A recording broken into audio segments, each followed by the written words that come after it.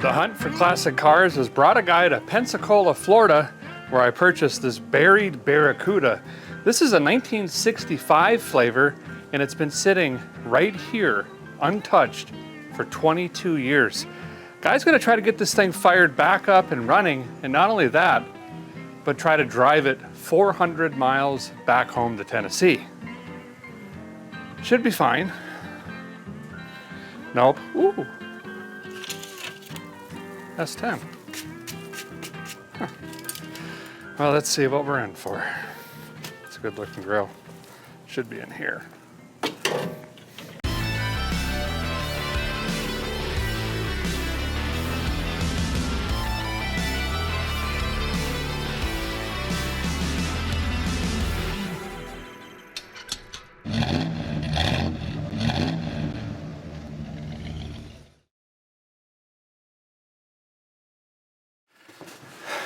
There's decades of mold on this thing.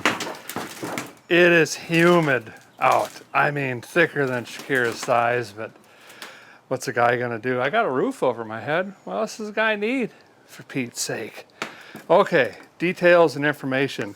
I actually met a father and son. They're both fans at an event in Florida a couple of years ago, and they mentioned this car. I saw, I think 3 or 4 photos. Yep, I'll take it, I said. And big thanks to them, Randy, and for holding it for me and keeping it here safe and sound. This was the dad's car, or grandpa's car, and he was telling me they did a restoration in the late 90s, something like that. And unfortunately, dad or grandpa passed away, and the car got, driven for a little while and then pushed back in here, and here it sits. So it's been painted, and I'm assuming it's had interior, and at one point, over 2 decades ago, it ran pretty good. The other thing that I know is only half of you watching right now are actually subscribed to the channel. Listen, it's free. There's no obligation. It's easy. Just click the button, and then you know when you have other free movies like this one that pop up. Thanks, appreciate it. So we're gonna do what we always do. Let's walk around the rig, see what this is gonna take, or at least guess. I mean, the wheels are sunk all the way in the ground. The rubber's gone, I can see that immediately. I'm assuming all the rubber hoses and lightning hoses and vacuum hoses and wiring is probably gone in this thing. We got our spoonful, and the cuppeth has runneth over with this as well. But I could be wrong. Let's see what we got here. Is this to this car, or is this to like an RV? It's got some nice script on it. We'll start over here on the captain's side. Less dog minds and easier to walk around. It looks like a Yamaha tire and S10 grill. So here's the rig. She's been sat up a long time. 64 to 74, Plymouth made the Barracuda. And of course, they're known for the 70 to 74 because they switched it to an E-body, which was significantly shorter and wider, actually shorter than the Challenger, and had that iconic styling. These were kind of a Valiant with a unique rear glass. They had to actually go and partner up with a company to make just this beautiful back glass, which I like. It was very unique back in the day.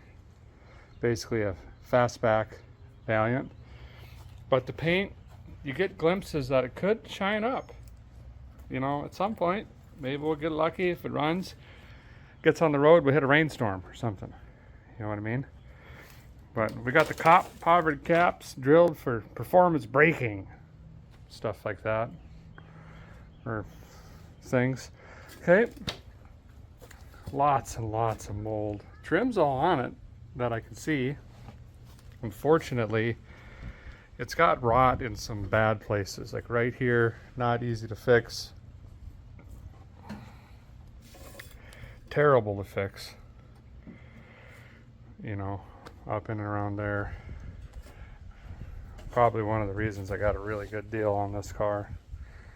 The back I haven't even really looked at yet. I gotta move some shrubs. There's the plate. We'll try to throw this around and get back in there. Deck lid is shot. It's rusted, both corners, back and around. But I'm happy with the glass. I'm happy with the trim on it. Probably needs some tires. Fix-A-Flat might get this one though. We'll see. That's a long ways down the road. Front, can't really see much. Well, that's a good idea. Locked. Here again we can see the hood. Hood's rotted out, bottom side of it. Same thing. This would need pretty extensive repair. Just trying to think in my head. I mean, you're talking firewall, cowl, A-pillar work. Who knows if it's down in the door. Haven't cracked it yet. This side's got even more green stuff on it. I don't know what this trim is to. I don't think it's to this vehicle. So we'll set this over here on this tow truck bed next to the Beetle hood. You know, by the luggage compartment for the trike. Seems like a good spot. The antenna snapped off. That's too bad. But maybe we can figure something out. Okay. There we go. Can't even see. 03. Coming on 22 years, 21 years. Whew. All the Plymouth is still on it. It looks straight down the side of it though, you know? Like if a guy were to bend at the knee. It's pretty good. Obviously it's been undercover, so it hasn't gotten in. I don't know if you get hail down here. I don't think so. Get them hurricanes and whatnot, but that's about it. Glass seems to be glassing. Still there. There's no dents. It's just weird, severe rust, unfortunately. But it's a solid enough car. It's got a great story, awesome family history. This thing absolutely deserves to be back on the road, and that's why I'm here. This is to a square body. Oh, there's a key hidden underneath of it. Put this over on a tiger paw. Well, it's time to get in the rig because we're gonna need a key. Guy likes to start in the boot and see if we got any parts or anything like that. Let's a guy kind of just chew on where we're headed. So let's get inside here, see what we got going on.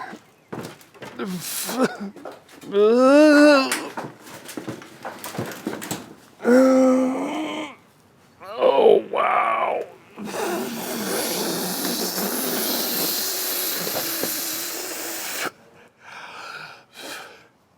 Smells like a Thai food buffet covered in rat poop and direct sunlight in July. Whew. I think my heart just stopped. Now it's back again. That might have been breakfast. Anyway, it smells something. There is 2 inches of rat poop across everything. Let me get you in here. Let me get you. You guys can come in here. Take a look. Oh boy. Oh, it's a bolt action. We got 3 pedals. Oh, this one is really bad, fellers and fellas. Really, really bad. This is probably top 4, maybe 3 we've ever had. But yeah, the seats look nice. It's too bad the glass got sat in here like that. We're gonna have some permanent ring. Oh, hey, there's the keys. You can tell because they're upside down. You know, mopar life. Well, let's let this air out and get in the trunk. See that crease in the seat now? Let me move this out of the way. Oh, boy. Oh.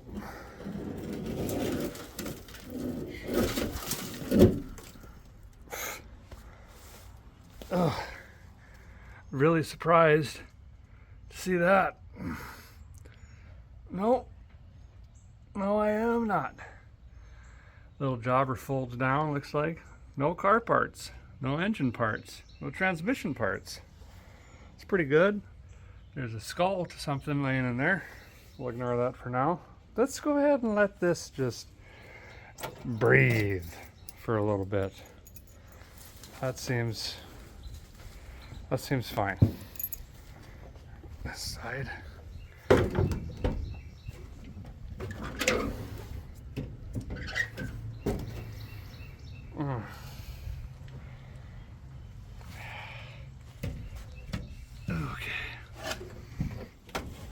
It says 14,000 miles, but we know that's probably 214. Interior should clean up nice. It's just you gotta wear a full hazmat suit doing said cleanup job. Actually, I don't even know how I'm gonna clean this up to be able to drive in it, to be honest. That's how bad it is. Look, I said it. Okay?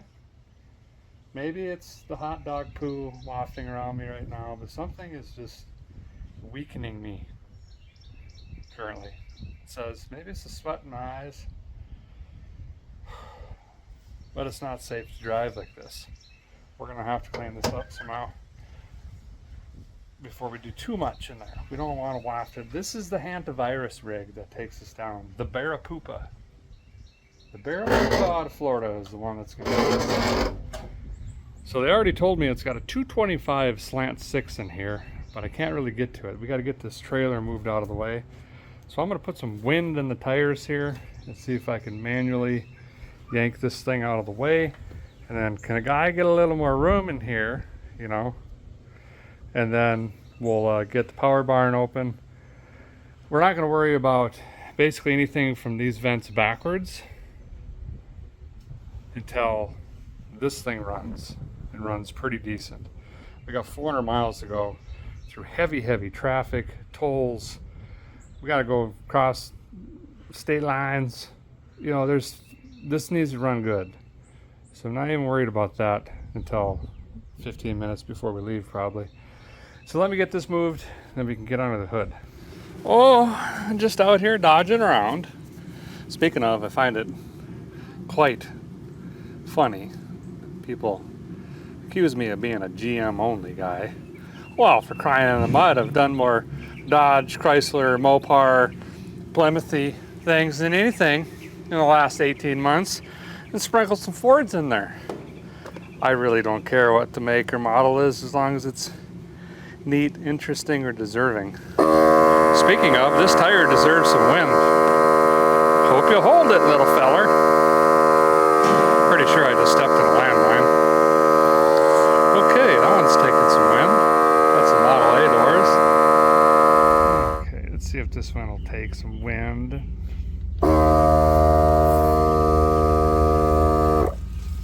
Didn't like that.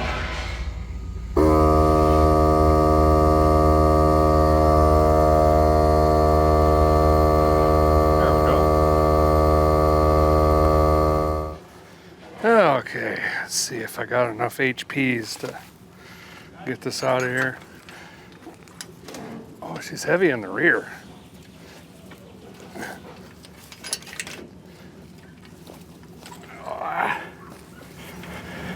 Oh, wow. A few 100 pounds in the back of this.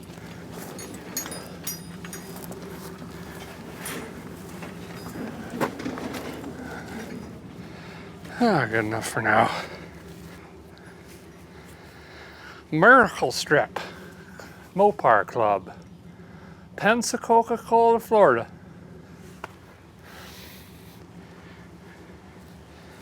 Sure. See if a guy can figure out how to pop this. Got some weed whacker parts in the way.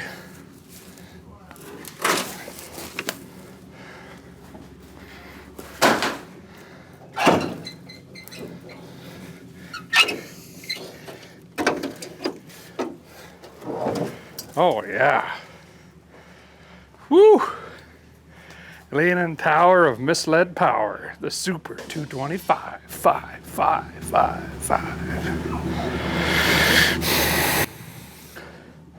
It's all here. Looking at it, it's got a starter machine. It's got a water heater in it. Fram filter, probably why it was parked. It's been Craigslist rebuilt, approved. 47,000 gallons of rat poo. Beggins, real beggins. I'll get you in here. Single pot of death brakes, so we know that's not going to work. Perfect. We got the fuel make it happen here. The line is cut. The fill tray is missing. Nope, never mind, found it. It's over there. But it's all here, including the smell that you should be thankful you can't smell. It is terrible. Ignition's all there. Lightning can's still in it. Charging whirlers here. It's kind of bent a little weird. I don't know what the deal is there. That ain't right. Fans in front of the water heater. Transmission is there. I mean, it's all here. I wonder if this is, what are the chances this does anything? Seems to. Oh yeah. That ain't gonna work though. I can already tell.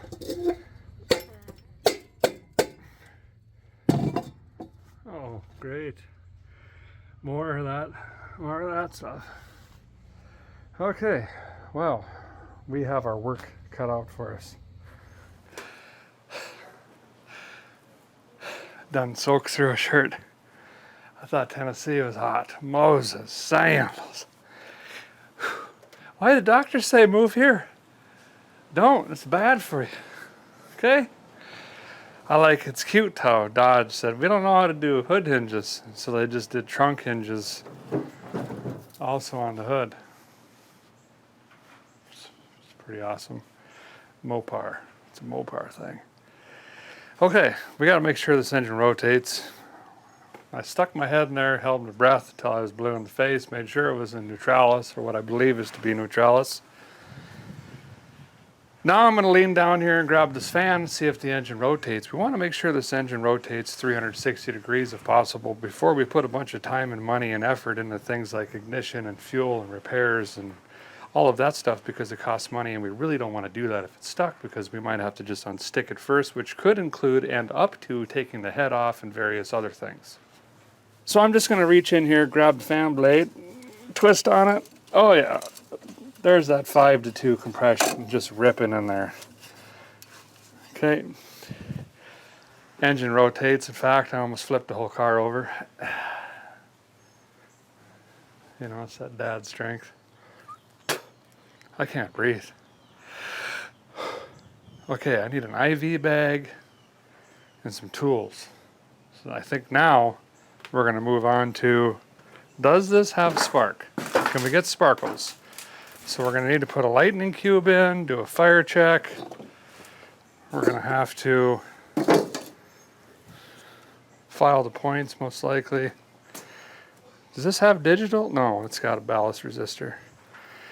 You know, we need sparkles, we need compression, we got a couple pieces, probably not. And then we need fuel, which we all know is going to be a gas jug in the passenger seat. So let's get after it. All the various poo around here is getting super heated in the sun. What kind of weed is this? Is it noxious? I don't know if I'm allergic to you, so you're getting deleted. This should help disinfect, you know, hand cleaner. And if it doesn't, it'll just burn it down. Either way, I'm ready. I'm ready. I like the Chevy orange paint on the engine. You know, it gives me hope it's actually going to run. Okay. Can't wait to hear the starter.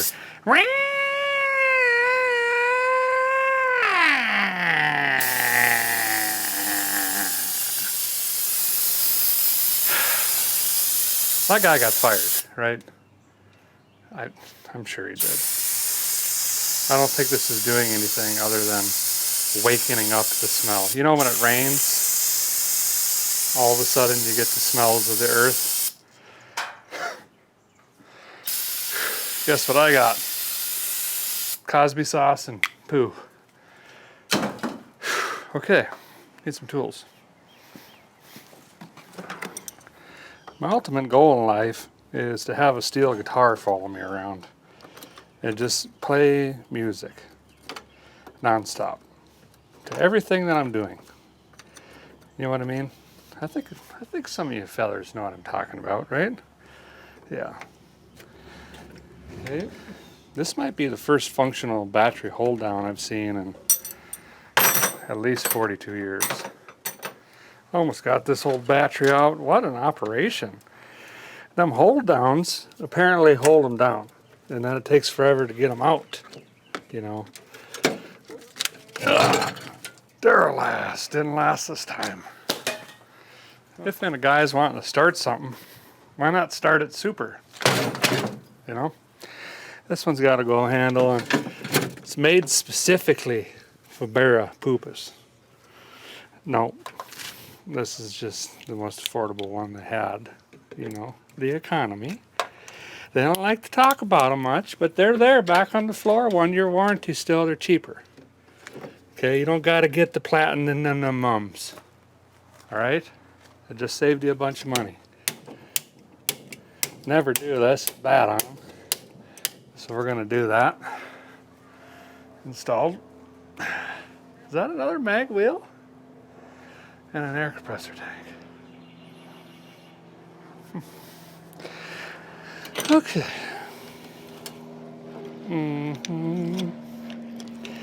Yep, sure, things and stuff. The backs of my knees are sweating. Speaking of knee update, thank you guys for all the kind words on my left knee and getting healthy and all of that. I broke down. Finally, I got weak. I went to the doctor because it swelled up like a watermelon and the guy couldn't move. Turns out I have a torn PCL. It's a tendon that holds your kneecap on. And, you know, walking on it for a week and a half, 2 weeks afterwards didn't help. So now I got a big metal brace on. I got a robotic leg. Woo! Look at the flexibility. Anyway, time it will heal. Probably not, but that's okay. I do want to check the dinosaur juice quick because it'd be nice to see if the ignition stick it, and rotate the engine and stuff, you know. Oh yeah, blacker than my soul and about 3/4 over full. Perfect. So that's right on the money. Okay, anything else? Check, check, check. Sure. Let's turn the key. See if the ignition wiring works. See if the starter works. The steel me junction up here. All of that stuff. Okay. Plan. Someone fired up a barbecue. That's making me awfully hungry. I don't dare sit in this yet. Ugh. Nothing. Absolutely nothing.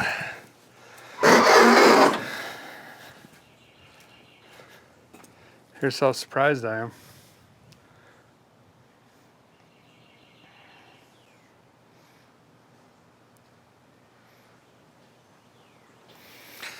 Okay, let's get the Leatherman key out, see if that crank it.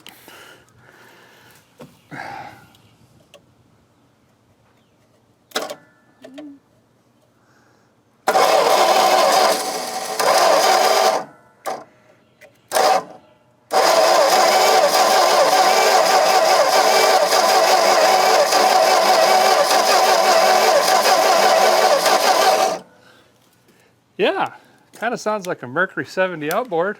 It's pretty good, you know. 1 of 6 have compression, the other 5 are along for the run.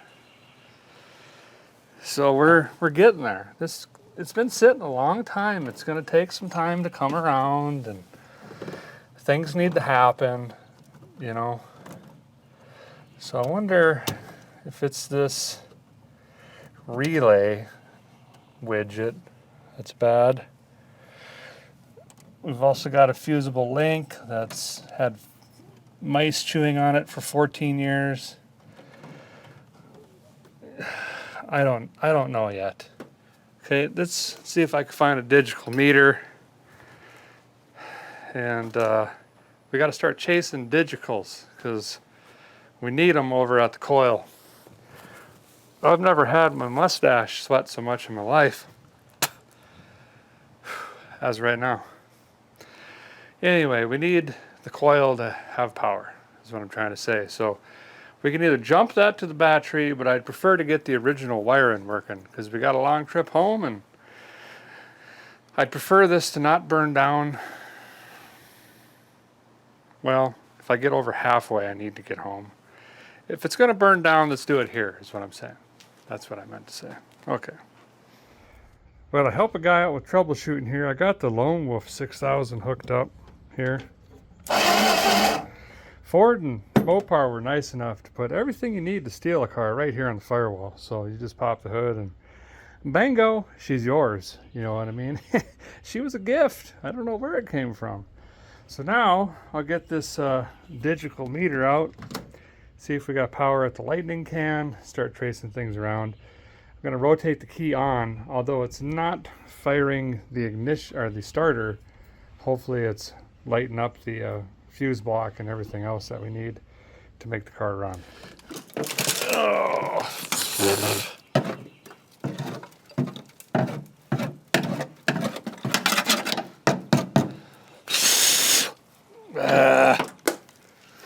Now, can a guy... That doesn't seem right. 27, 28, 123. What is this doing? I don't know how to run this digital meter.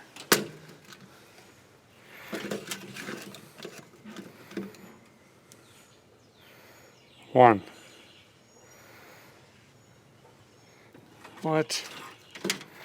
What kind of Mickey Mouse junk is this? Is there a certain mode I got to engage? It says battery. 1. 22.7. 17.1. 1.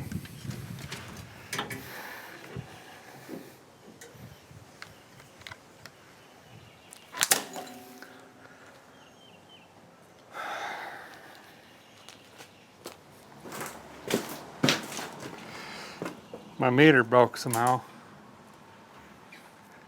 So I've got my backup. This one's from 1958. But I trust it. So let's see what this says. Do I got power over here? Do I got power now? It's not saying so. Got power there. 12 volt. I got power out, should be 6. What was crackling? Did you hear that? Uh-oh. I think we done broke something.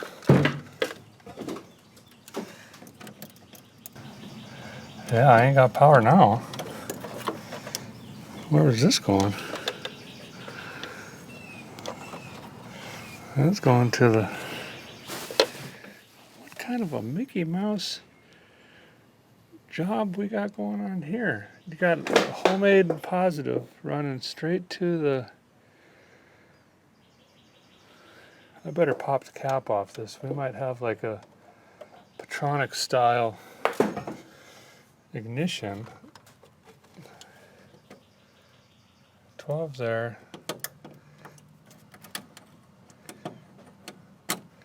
Nothing there. Okay. Let me pop the lightning whirler cap off. This sometimes takes longer than anything, is just trying to figure out what other fellers did. You know what I mean? Good. Glad we're on the same page. Yep, so we got the electrotronicals in here, and that's why this is all wired goofy. Because you got just the negative going here, positive going back to the ballast resistor, and then the opposite side coming into the coil, and yada yada yada. Okay, so now let's just pull the sparkulator out, hook our peepers right into it, and then I think we'll probably just lay that on the engine here and ground it out. Let's see if we're getting sparkles, because I don't know that I got a sparkle tester doodabby with me, and then we can cross that off the list.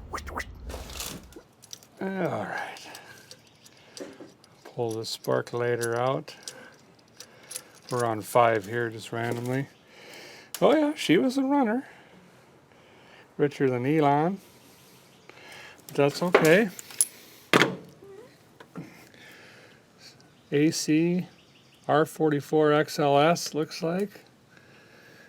And then we're gonna ground this. I wonder if that'll be enough. Let's see what I can see.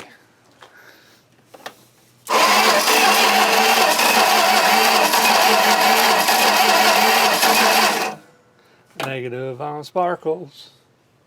We got negative sparkles. But is it grounded enough? Don't know. Splash symbol. Splash symbol.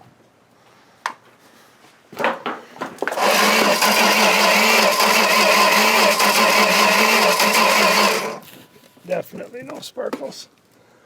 So this is where this is going to get really interesting, ain't it? It is. It is.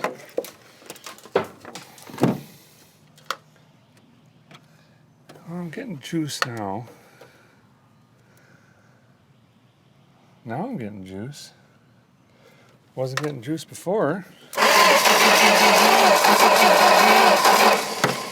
Now all of a sudden it's sparkulating.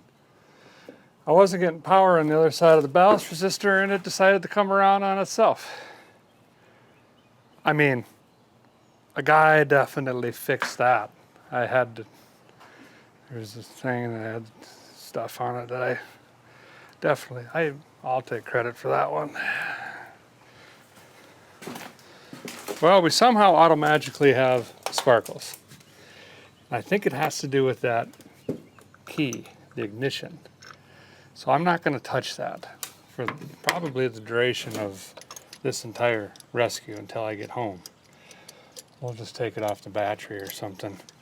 So now I'm putting this back in, and we're going to go ahead and dump something flammable down the yap here. I want to hear this thing make some noise.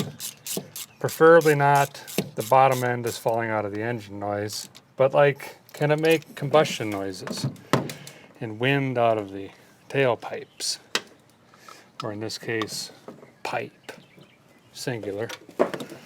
Looks to be about 1.25 inches. It could be hopped up. No, 87 horsepower. Okay, so anyway, turn this off. It's the only thing we got left. Old boy here, real nice guy. Says he could smell this car from over yonder in the other shed. He brought me some bowl snot.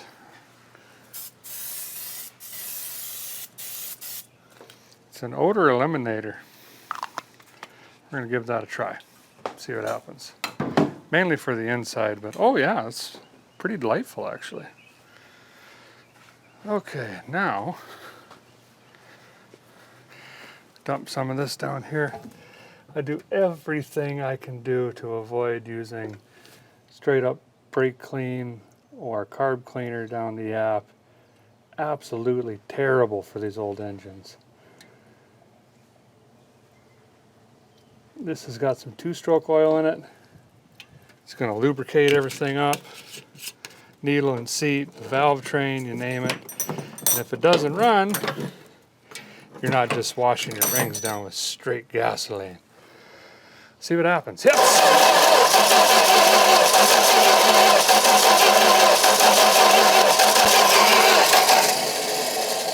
Oh, there's that starter we've been missing.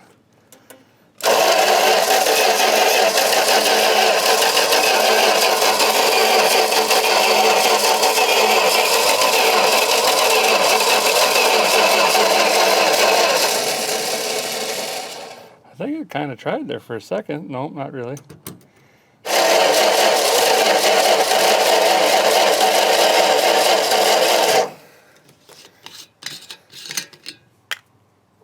A little more juice.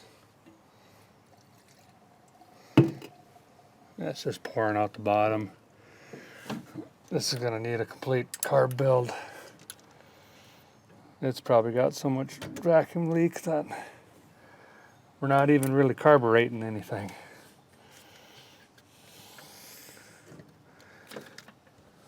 Okay.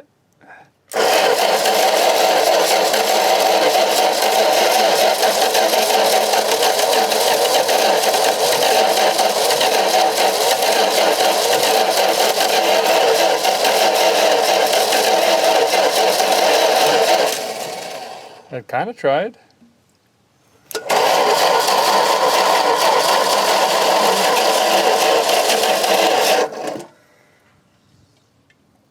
It wanted to.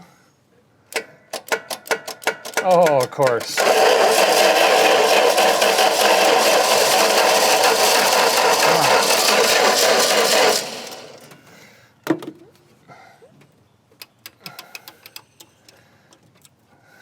Choke armature stuck.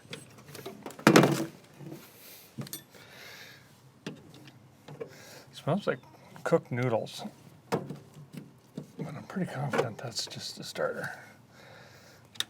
There we go.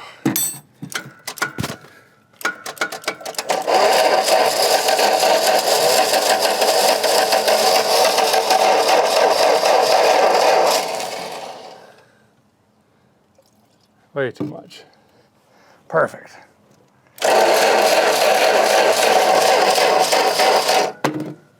Wow. This one's gonna be a little bit of a fight.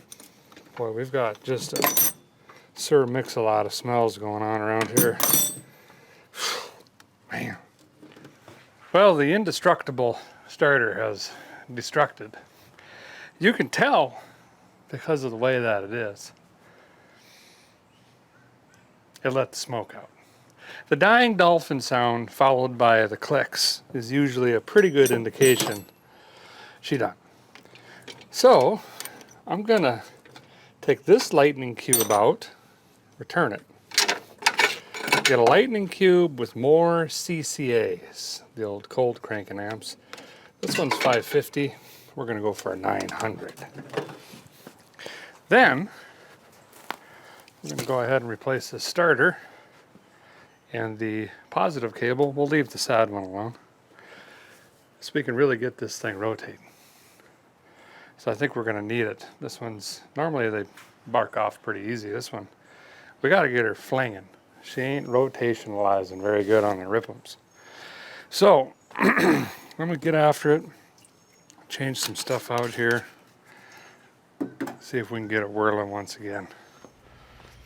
Here's the old rig here, and I grabbed a new one out of like a Dodge Dakota with the 318, and it's basically like a mini starter. It's the next least worstest starter you can get, other than that thing. So we'll go ahead and throw this in. We just have to make sure that this gets seated properly in the bell housing. Just fought this on that Polara. And depending on who makes them and where you get them and what country they come out of, these aren't always precise. So take care, and you might even want to measure this and measure that. I'll do the same. Yep, looks pretty good. Okay, let's stick this in. New bigger lightning cube is in. We got new positive cable. It's always happy. We're going to leave the sad one alone here for now. New, we'll call it mini starters in. Wired up. Now this thing should really twist. Let's try it out. Oh yeah. Oh yeah. Much, much, much better. That's really going to aid us in getting this thing to fire off. So now let's go back to where we were, dump some more juice down in the fuel, make it happener, and see if we can make it happen this time. I got sweat coming out of my ears. I might have to go shave the mullet off. Okay. A little bit of juice.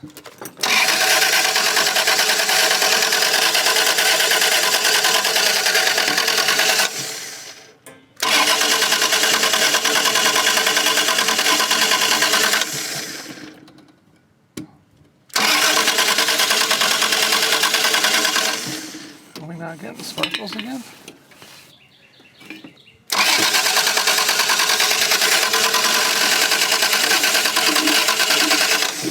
Wow, what in the devil? Key's still on. What happened?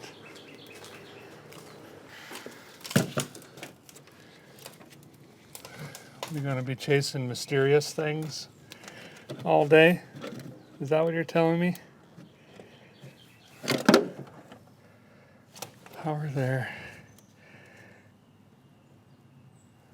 I got power.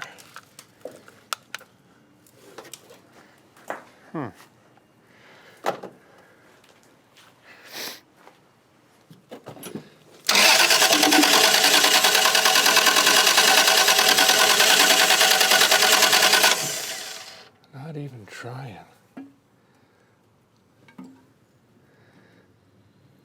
Try to fill the bowl. Nope.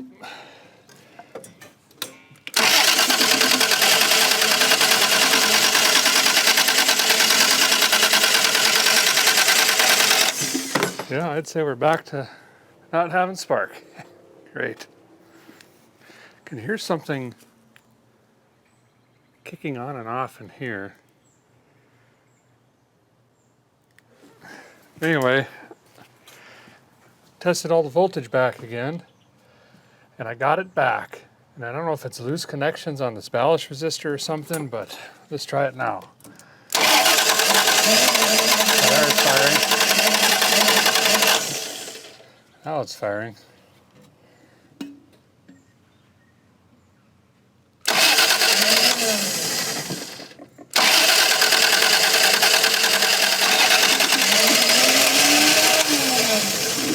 There we go. It ran a little. Now if I can just figure out how to bottle feed this and run the throttle.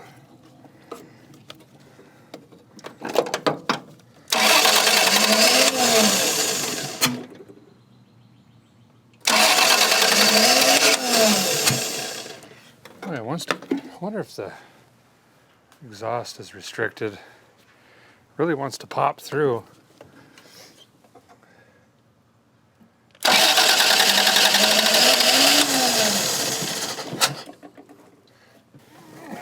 Let's see if I can get into position.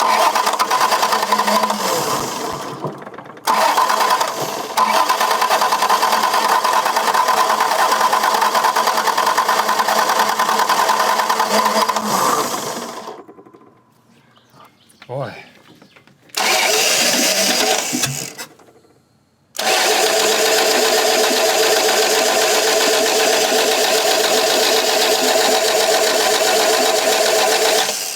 Well, that sounded different all of a sudden, ain't it?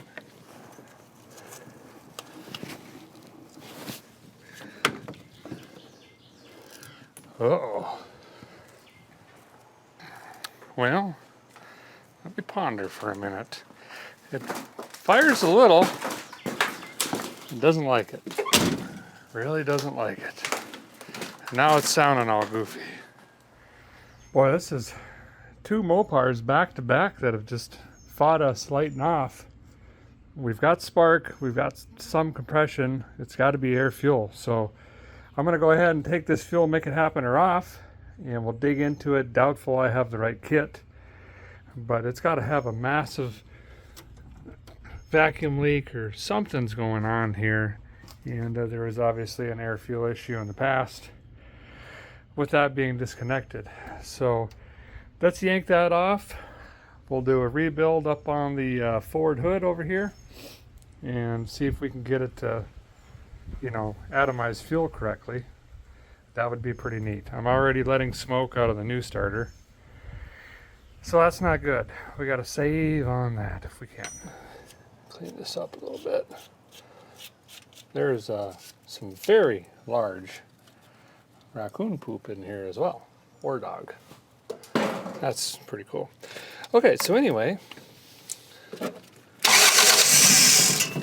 Now it wants to run.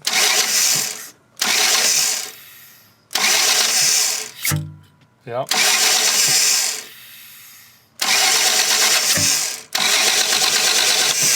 Well, now it's pulling vacuum. Just out of curiosity, because it got the cat's toe.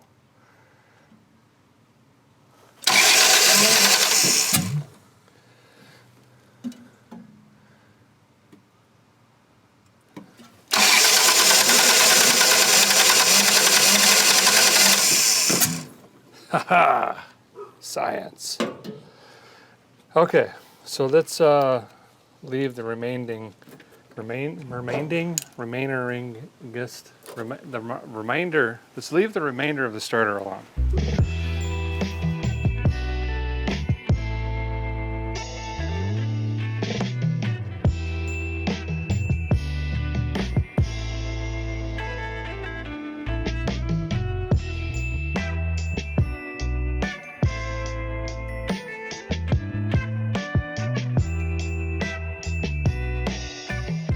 So digging through this, everything was flowing correctly, but one thing that I did find was the floats were in upside down. See those wear marks on the floats? That's from it hitting the bottom of the bowl. So they were flipped upside down. See the needle? So when this bowl fills, the floats float and they close the needle and seat like that. That's how they should be. Well, they were the other way, and I don't think this ever had enough fuel. The floats, I don't think it would have let much fuel in at all. So if it did run before, it was probably pretty choppy. That didn't, however, solve our issue with this thing not wanting to run. I don't know what's going on there. We may end up going back to spark, because I thought I would have, an aha moment here, but I didn't. Accelerator pump was ragged, needle and seat were okay-ish, This was boogered. The accelerator pump, return spring. So someone's been in here, but it wasn't enough to go, well, there's the standing issue. One of these on the idle circuit was stuck, I guess. That probably wasn't helping us, but we were feeding it fuel. I don't know if you could still, you could still see the rust ring on that. So that was stuck in there. But I'm going to finish this up, get her put back together, and we'll get it slammed back on. We'll throw a new gasket on the intake. You probably saw me running a file on these. I like to see how true they are. This one is terrible. So see the shiny? That's where it's flat. Where it's dull is where it's low.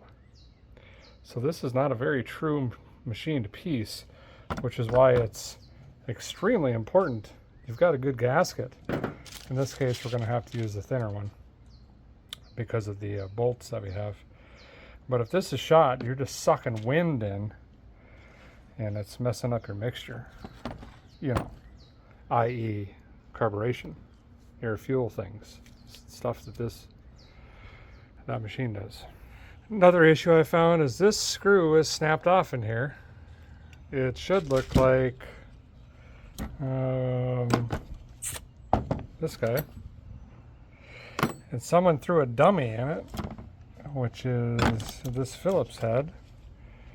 Dropped it in back here to make it look like it had a screw in it, but it didn't. So this never sealed correctly. So now I get to drive all over Florida to try to find this. And the possibilities of me finding this are, well, needle in a tire stack. You know what I mean? The back seat of this bug is still good. The frame's all there. Well, Fuel Make It Happener's back on, and I have cranked this thing like you could not believe, and it doesn't want to run. Spits, sputters, quits. Over and over, and I'm going to burn up this other starter here. So, yeah, this one's been a real bugger, real bugger. So I'm going to put some sparkulators in it, and I'm also going to test the ignition coil and just make sure we can cross those off the list, and keep slowly working through this, but I'm running out of time today, that's for sure. Well, I double checked the firing order. It's pretty much the same as all straight sixes out there. You got 153624 basically, and it is on the money. So that's not out. I'm really hoping we don't have the dreaded timing chain issue, because that would be a bugger. That is some work, and I ain't kidding you. But we're gonna keep at her. I'm gonna change these out. Those could be so foul they're not firing properly, and we'll just keep her feet moving, or I should say one good foot. Just gotta, you know, keep going. Keep your head down and chin up at the same time. Sparkle letters is changed out. Let's see what we got now. I'm guessing nothing's changed.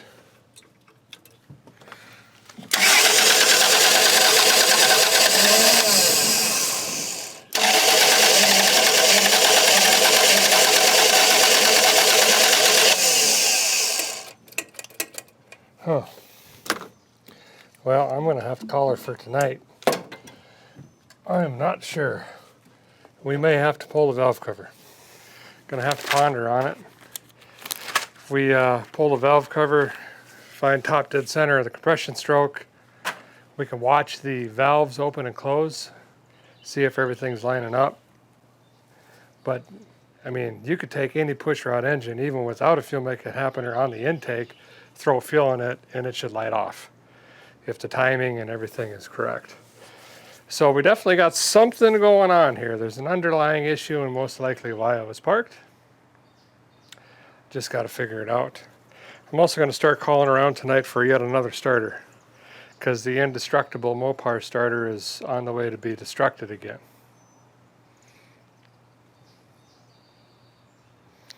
So that's pretty good. The bright news is what did we do today? We put sparklighters in it. That's fine. Well, see you guys in the morning. All right. Put your tools away, clean them up. I am, right now, I'm doing it. Well, good morning. Back on the Barracuda here. Was thinking about it last night. We definitely have a fuel make it happener issue. Not going to go out and say officially that is the only reason it's not running. Yeah. But we've got some unmetered air going into the intake there, and that's definitely not helping us. So I put out an SOS on the face space and the insulator and stuff, and I've got a couple awesome people trying to help me source a Carter 1-barrel, because I've learned that the Holly has a completely different throttle assembly. It uses a cable instead of a rod, and it's just a whole nightmare. The other option would be change it over to a 2-barrel intake, a 2-barrel carburetor. That's also quite a bit of work. Not afraid of work, but we haven't even heard this thing run yet, right? So I don't really want to get to that point just yet. So we're going to still wrestle with this Carter. I'm going to go ahead and jerry up some sort of fuel delivery here this morning. Try to get constant fuel pressure on it. See if that'll help. See if we can get this thing idling. This thing is really fighting me. I would really like to hear this thing run, you know, more than 5 seconds. We haven't even talked about brakes or transmission or clutch or electrical or any of that stuff yet. We've got a long ways home. So I'm going to grab a gas can, a clicky-clacky, some fuel line, and rig in a fuel system to this. Need to come up with a quick fix for that broken screw on there, something that might help us gauge if that's really the issue. I got an idea, and it involves vice grips. Boom. You know, is it a dumb idea if it works? This is kind of what I'm saying. That should help for now. If that resolves the issue, I'll think about taking the fuel make it happener off, drilling the base plate, tapping it, trying to find the hardware, doing all that stuff, but let's not get carried away. So we got the hose ran down here to the clicky-clacky. I'm going to get a Milwaukee battery and we'll jam it into this. That'll be our power source. We'll let that bowl fill. We know we got an accelerator pump, just put it in, and we'll try to crank this thing again with constant fuel pressure and see if we can get it to run off of the Fuel make it happener rather than just dumping a bunch of stuff down the yap. Okay. There we go. You can hear it filling. And needle and seat is working. So we should have squirter action.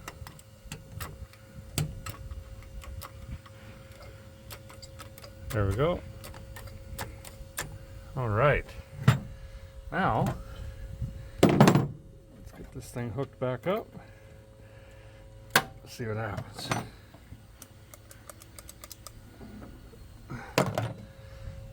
Wow, for Pete's sake, I got everything unhooked here.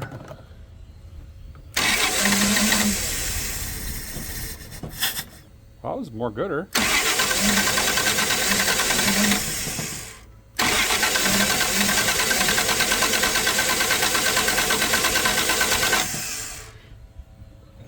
For a few more shots here.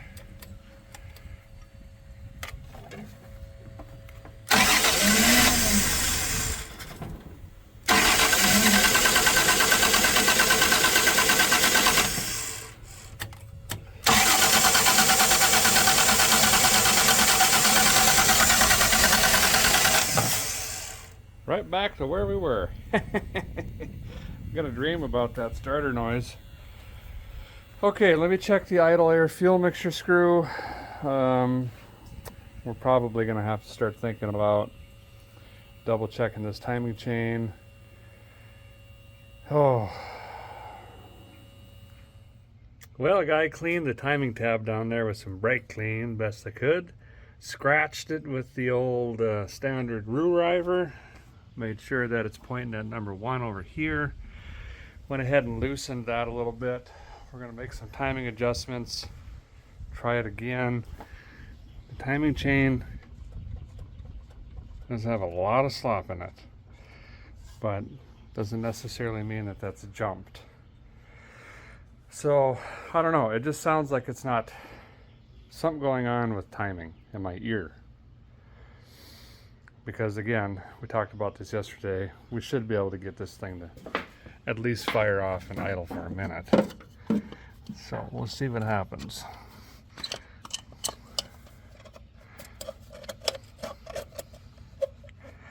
Well, can a guy even get the lid on?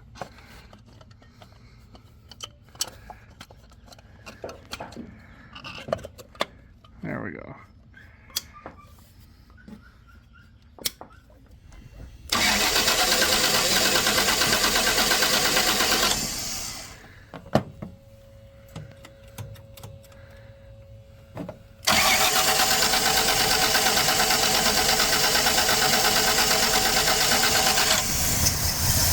Oh, there it goes.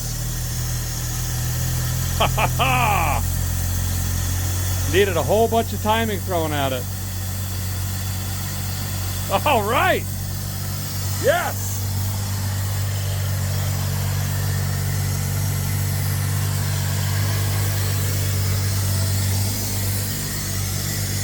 See if we got an exhaust blockage.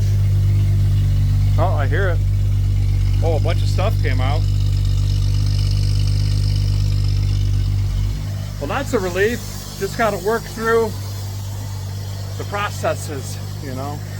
The fuel make it happener still isn't par, but it's alive and running.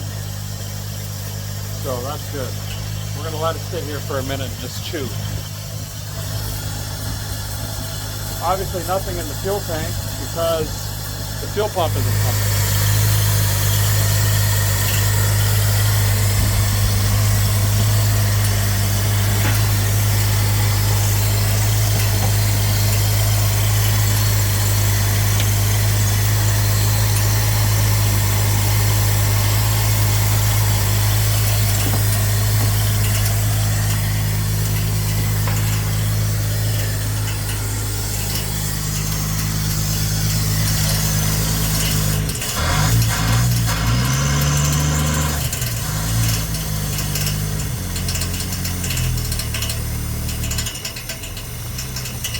Oh, I wish you guys could smell this right now. Oh. Woo. What is that noise?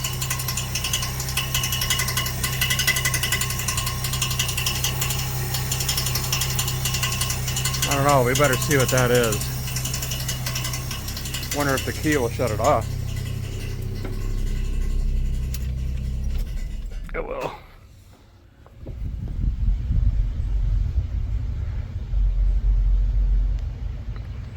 Well, guys, topped her off with some ice cube juice. I think we run this thing a little bit more. See if the thermostat's gonna open. Look at that. Yeah, the old vice grip rebuild. Hanging in there. It smells really, really, really good. Let this run for a minute. It's been many years, many years. See if the head gasket will do head gasket things. Want this oil to circulate.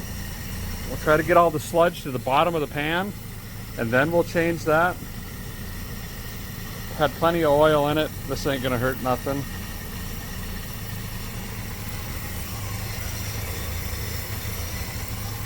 She's running rough, but it's running.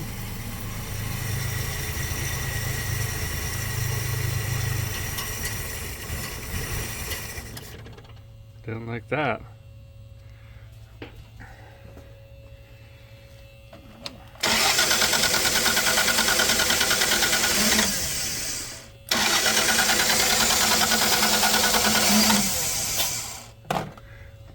Oh, come on.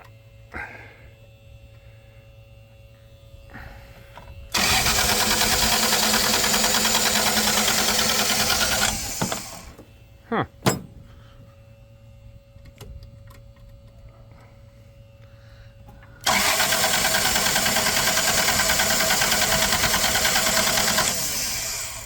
Really?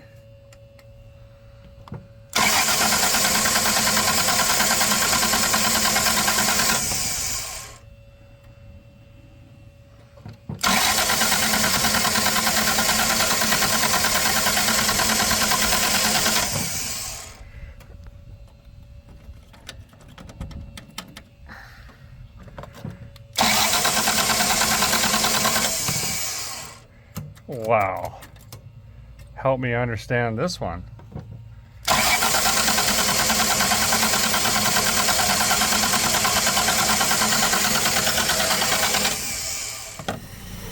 Golly, it's been fighting.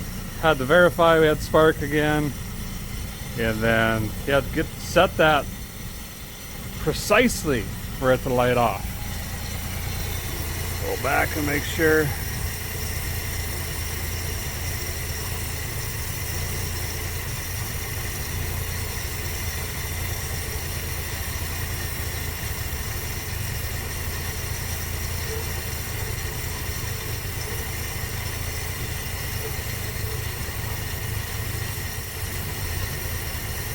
Well, it just doesn't want to idle good at all anyway.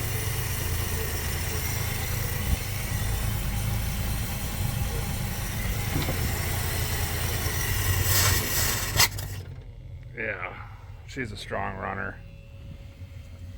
Yep. Okay.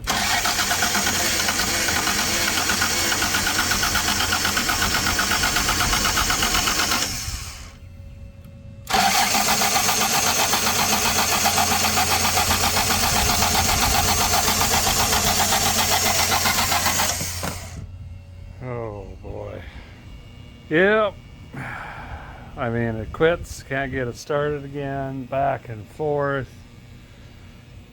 All of a sudden it'll be great, then it just runs so terrible. It doesn't want to idle, about shakes itself out of the car. Overheated sitting here idling, so that's fine. We got all sorts of issues with this thing. It's not charging either. So here's where we're at with the Barracuda. We've now heard it run, kind of ish. It doesn't knock, it barely wants to rev. It's rough, really rough. But it's not smoking, it's not knocking, is what I'm saying. That fuel make it happen is not going to work. We're not able to source anything locally. trying to work out a deal with a vendor on Evil Bay right now to see if they can overnight it, which is gonna not be cheap, but we need it. But what we're gonna have to do is kind of odd. We're gonna have to put a pin in this and just hope that it magically starts running way better and start working on the rest of the car while we're waiting for a fuel make it happen solution. It's risky, it's a gamble, but here's how I'm looking at it. Either and or, we're up against it. I don't even know if we're gonna be able to drive this thing, but if we can't, I still gotta get it towed and stuff like that. So we're gonna have to address the flat tires, all of that stuff anyway. Might as well start looking at the brakes and all of that stuff. So let me get a jack, let's get the front end up, get the front 2 tires off. Maybe we can find a tire shop, get some rubber on the front, and kind of just start working our way through some of this other stuff while we're praying and hoping for a solution for a 318 V8. I mean, a 1-barrel Carter. Well, it took 19 years of digging, changing the blocks for jacks, all of that stuff, moving dog landmines out of the way. I think we finally got it to where we can jack it up. Look at those old 14s. Just completely rotted into the ground. Probably gonna have to do the front, put them on, and then do the rear, kind of in a stage. I don't have, although we have plenty of stuff around here to try to prop this thing up on, maybe. Amera 300 still seized. Perfect. Let's just add that to the list. Well, let's at least bust it off. One's already auto-deleted, making her easy.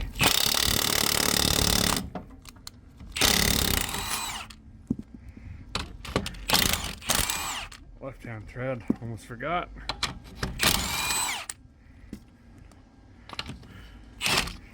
You can tell because of the way that they are, or the big L's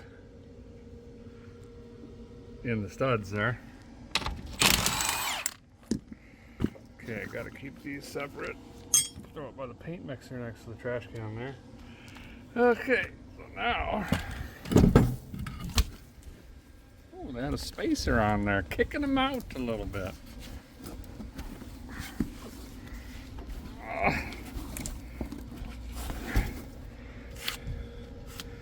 9.090 max.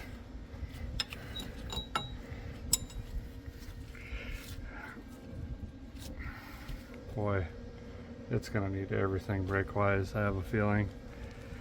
First little glimpse underneath.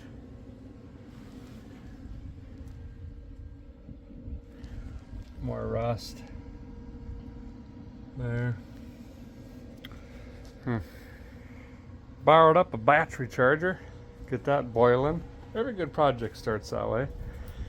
I got these loaded in the truck, so let's go get some rubber on these things. I might also have to stop and get a gear puller, big unit, get these seized drums off. I do have other ones, hopefully they're the right size. And then we can start the brake fiasco. Mazel. Well, the guys got updates. Full day. Poof. Gone. Just tankered it away. Here's some things. Didn't realize it was holiday weekend. It's a weekend now. I only got 2 tires mounted. They closed early. They're closed tomorrow. Everywhere is closed Monday due to the holiday. I am up a river with 2 canoes. So, also drove across town, met a guy named Brian, likes the show, super nice guy. Got a Holly 1-barrel, completely wrong linkages. I don't think it's gonna work. But we got another one there, maybe for testing. Evil Bay, nice lady said she'd cut me a deal and she would overnight it, but I wouldn't get that till Tuesday morning or Wednesday morning because of the holiday. Basically, I got no parts. No tires, no carburetor, car doesn't run or move, and I'm stuck here.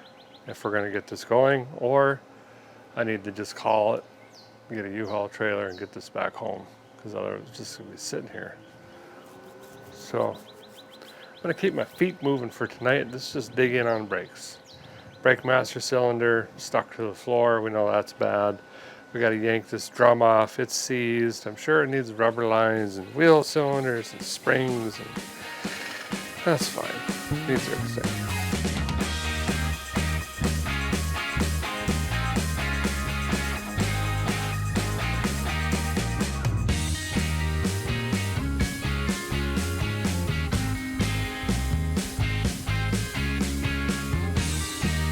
All right, brake master cylinder's in. Haven't bled that or anything yet. Here are the tires.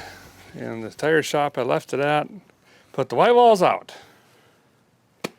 And put wheel weights on the outside. Wow. Okay, they're Iron Mans. It's the cheapest ones I could find. Just gonna throw these on the front quick, just so I can support the car. And then I gotta dig my way to the back, try to get a jack underneath of it somehow, and get the rear tires off. The fella I just snagged the car from has a buddy, said that he'll change them in a shop for 20 bucks a piece, so I gotta hurry up and get over there. And then, unfortunately, I think that's gonna do it. This entire day was pretty well shot. We didn't get nothing done. So it'll be dark, and come back tomorrow and then make a decision. Put this on a trailer or fart around out here, see what we can and cannot get done. But it's looking pretty bleak getting this on the road, I'll tell you that much. Oh, I gotta move all this tin.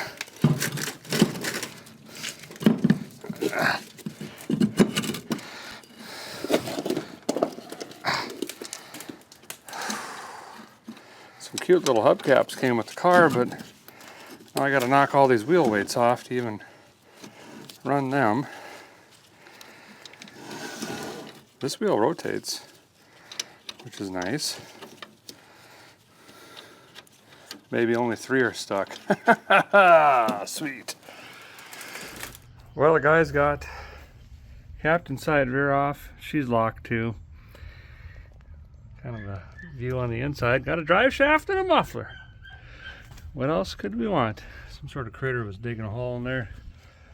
Oh, okay. So let's ease this down. Whoa, that was not ease, and it's barely on. Jack is already messed up, full of sand. Now the piston doesn't do piston things very good.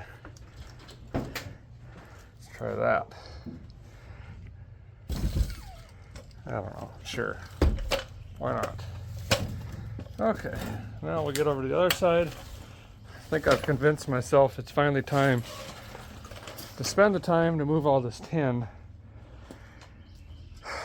because we're going to be in here doing brakes anyway, so not sure what to do with it. I'm not really a tin connoisseur. I'll figure it out. A little better on this side, and as a bonus, found me a cinder block. I mean a jack stand. So let's get this tire off, and we'll throw that block under the brake drum, and then we can make a trip to get these tires mounted. At least we can get that crossed off the list. Don't run or move, but boy, she gonna have fresh Iron Mans. Look how sketchy that is. It's fine. It's just gonna fall into this beautiful Florida sand, you know. Boom. Good enough. Yeah, well, I'm gonna get these loaded in the truck, run them over, get them mounted, and I think we're just gonna start over again tomorrow and hope for a more productive day. Any day you wake up, you know, on the right side of the grass, though, it's a very good day.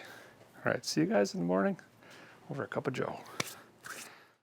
Well, couldn't find a good cup of joe. We're gonna have to go with this. Okay, well here we are. Car doesn't run. We don't know if the clutch works, or the transmission or the rear end. We don't know if any of the bearings, etc. are in good shape. Haven't even hit the pedals besides the brake one. But we're gonna keep our feet moving. It's the only way to get a project done. All right? We gotta get some optimism back into this rig, okay? Everything's fine. Let's keep working on the brakes. I'm gonna throw the rear tires on. I did get those mounted last night. Marcus was this guy's name. Let me use his tire machine. That's awesome. Thanks to Randy for hooking me up with him. So I'll get those back on the rear, and then we'll come back up front and lift the front again and get after those brakes. I could probably also change the oil while I got it up in my teeth, even though we haven't really heard it run. It's just something we got to cross off the list anyway. So let's get the tires on, and I'm going to dig into this one right up here first because we know it's stuck. We got to get that addressed. Wrestling around in the sand, we got the rears on, sitting up, and I got the front in here on my pine jack stand, and this side's locked. So we're going to try to get this off. I'm going to try to save this drum. I do have 2 drums, but because Mopar, they make 19 different front drums and 17 different rear drums, I ordered 2 because how does a guy even know? So we're going to try to get this off by saving it. What I'm going to do first, see, these have knurls in them. That's part of the problem. Is I'm going to whack this with the hammer in between the studs. See if I can knock it loose. Most likely not. And I got a puller that we might have to put on here, but you risk warping your drum doing it that way, but it will in fact get it off. It's just you got to be prepared to replace parts. Speaking of parts, as a reminder, we are now on our own. There is nothing open today. There is nothing open tomorrow.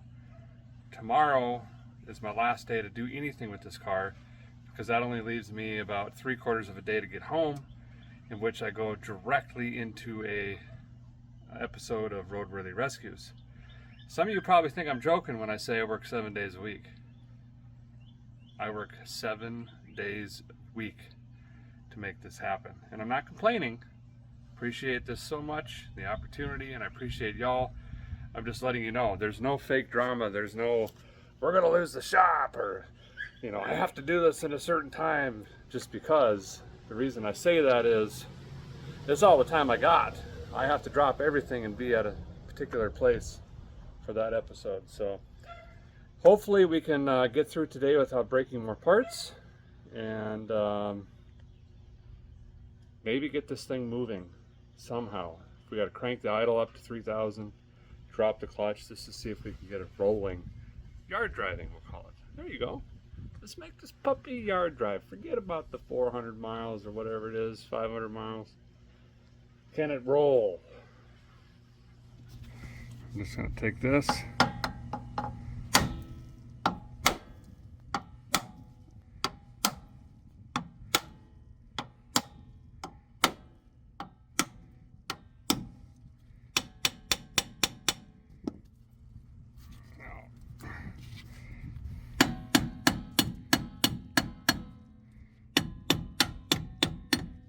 Don't foresee this one coming off. It's got these knurls on here. I don't know. Mopar was terrified that everything was just going to rapidly disassemble on the driver's side. Left-handed lugs, they had everything knurled. I don't know. Their engineers were a little goofy. So I think we're going to have to go right to the puller, unfortunately, which is most likely going to damage this drum. Well, I got my rig hooked up here, and basically this is just a hydraulic ram, and I gave it a crank, and it's already flaring this on these knurls. I'm going to get a torch in here. I got a little bottle torch. Try to heat this up, and I'll give it a couple cranks for pressure and then whack on it with a hammer. Otherwise this thing is going to get, we'll literally have to tear it off of the studs, and then there's zero going back after that.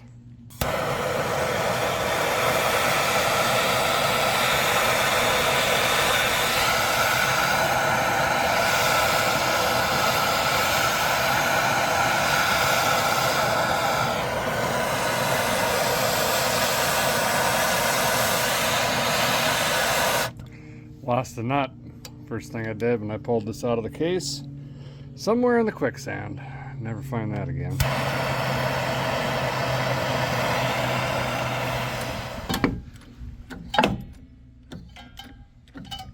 Pulling the shoes with it.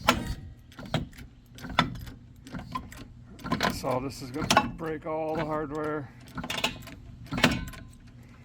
and everything. Yeah. Okay. Top. One destroyed shoe, or drum, excuse me. You can see where the shoes, so I was going to say, are stuck in here. This one was welded. So, paperweight. And then we're going to have broken hardware there. Pretty sure I don't have whatever that was.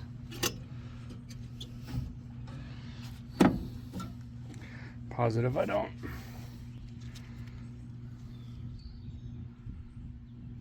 What in the world?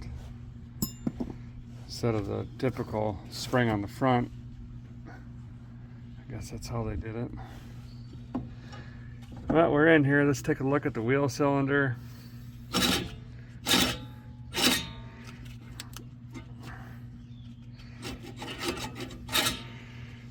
Should pump the pedal, see if we're getting any fluid through the soft lines, which we know from experience, 99.8% chance. These are clogged or closed off, constricted, which means we have to fight that fitting to try to get that off without the line snapping. Nope. No, that'll never happen. It's going to break.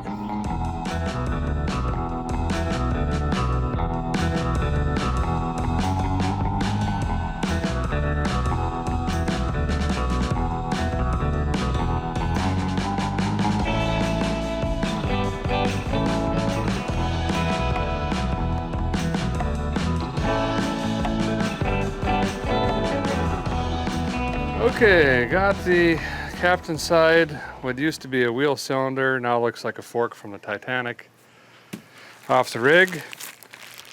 I got bad news, I got good news. Bad news is I ordered 10-inch and 9-inch wheel cylinders for this rig because Mopar.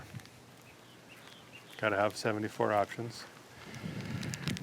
The good news is I don't have the 9-inch for the front, only the rear.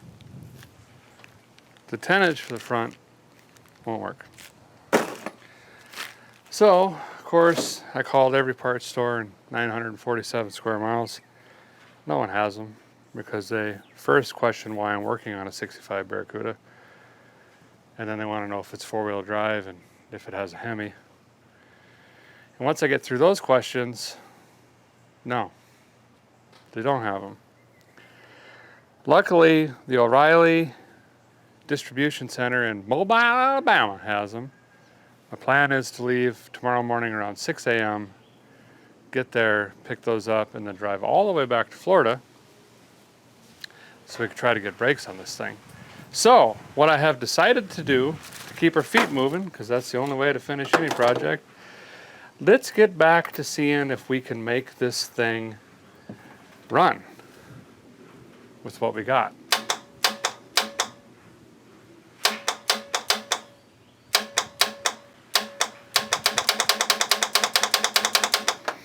Never mind. Yet another indestructible Mopar starter has spontaneously deconstructed. So I guess I'm leaving again. See if I can find a Mopar starter on a holiday weekend. Okay.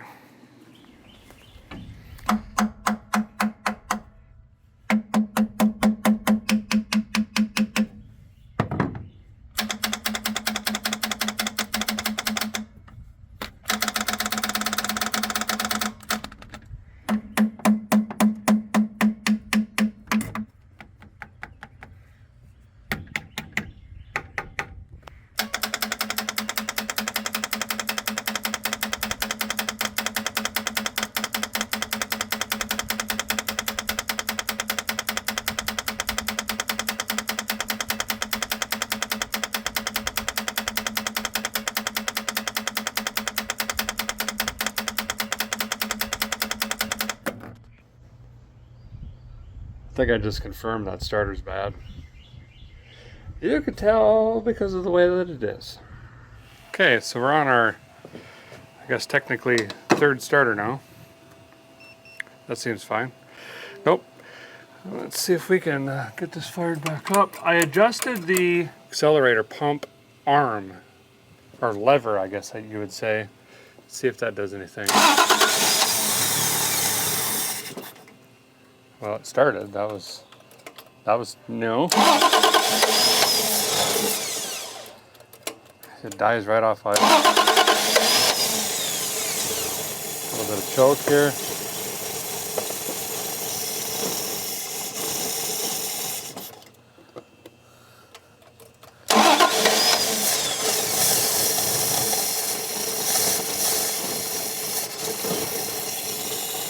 Yeah, I can't get it off of idle. See right there, right off idle. Let me change the arm location. There's 3 grooves on here. Let's go back one.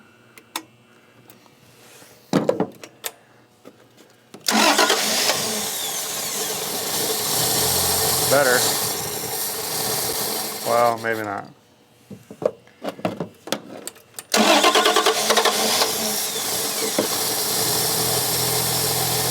The other issue I'm fighting is it's cold. Why? Why are you doing that? You got the fuel PSFNIs.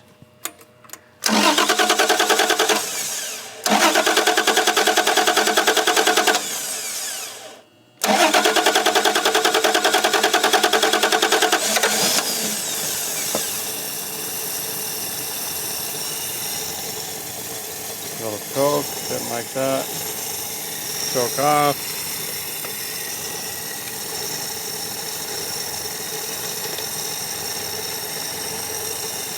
Can't forget that this isn't charging.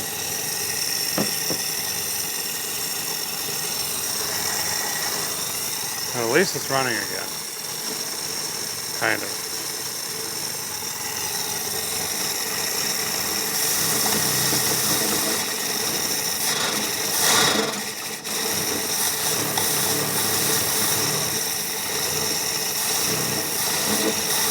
Yeah, I think it needs more accelerator pump.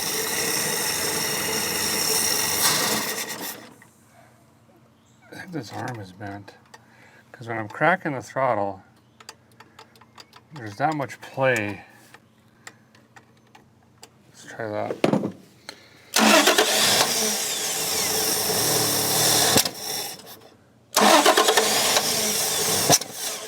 Might be too much fuel now.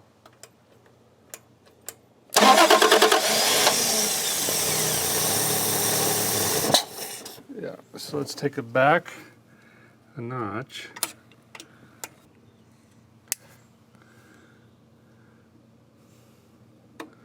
Okay.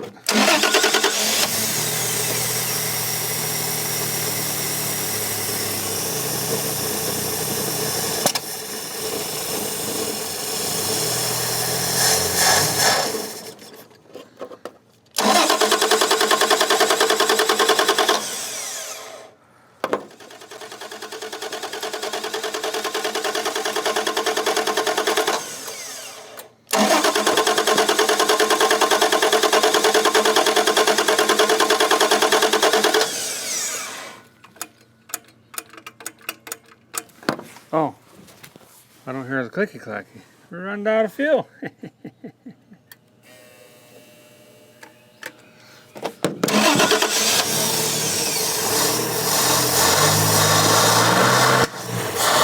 Better, right?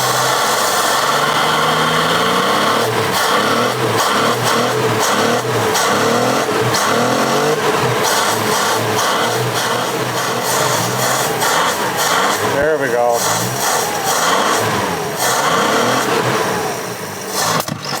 Ouch, that one burned all the hair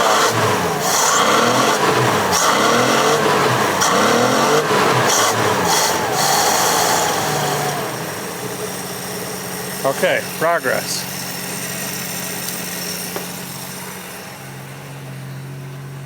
So what I think happened was the feller that rebuilt this carb was I think a friend of the previous owner, put the floats in upside down, broke some hardware off, and I think one of the accelerator pump rods got bent in disassembly. And he ain't mad. He was trying to learn, trying to figure stuff out, trying to be helpful. But then it was a secret sauce of getting the lower throttle blade to actuate the accelerator pump correctly, not knowing what shape that was supposed to be in, whilst figuring out which hole it needed to be in the lever, because you can adjust these kind of like a Holly. You can tighten down the nut or change the spring. On this one, you just change the lever point and that'll give you more or less shot. We might have got it here.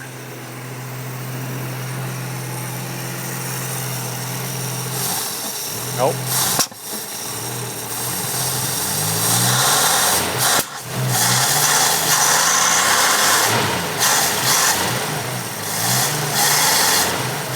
I wonder why it spits like that.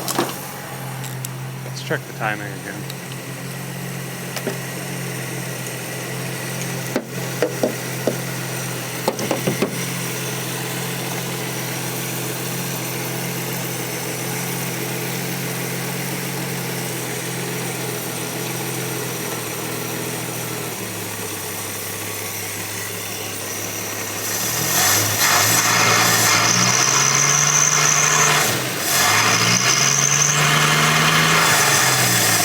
Way worse.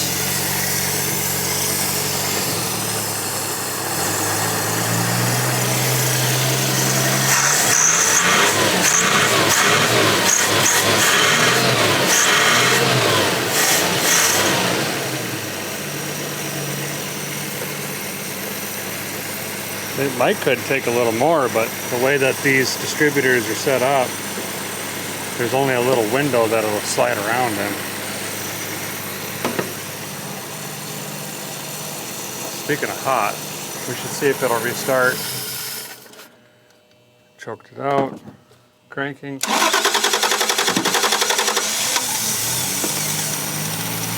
it's not too far advanced.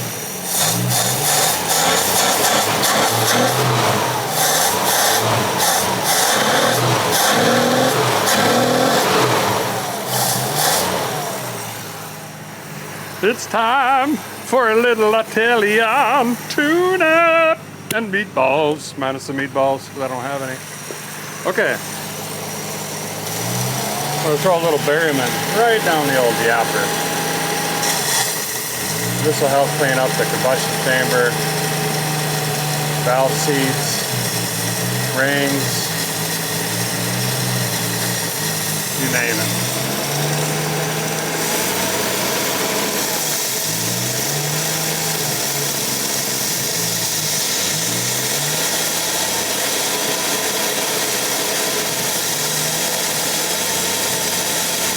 Really letting her eat.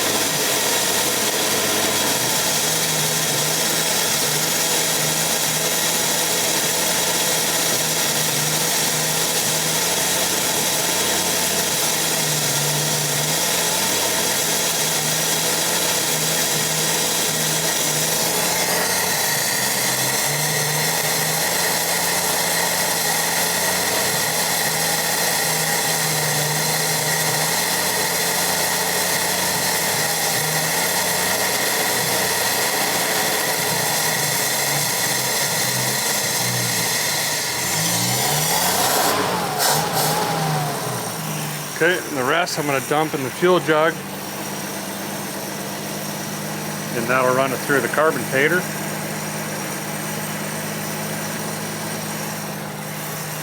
Okay, so what did we do today? Disassembled this side, said some words, placed the starter again. I don't know, it runs. No, that's pretty good. You know, it's pretty good. Welcome to Derek's non-fictional storytelling time. Listen, we all get in slumps with projects.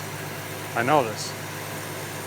But remember, Mookie Wilson once said, "When I'm in a slump, I think about dinosaurs."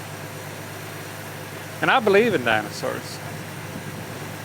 And if I believe in dinosaurs somewhere, someone else believes in dinosaurs. And if they believe in dinosaurs, then they believe in me. And if they believe in me, then I believe in me. Tacos. That's what I had for lunch. Anyway, I'm gonna let this run for a minute. It's circulating. Okay, that's a win. Yesterday it overheated and exploded. Just had to rev all the cobwebs out of it. You know what I mean? It's smoothing. Remember how rough this was idling?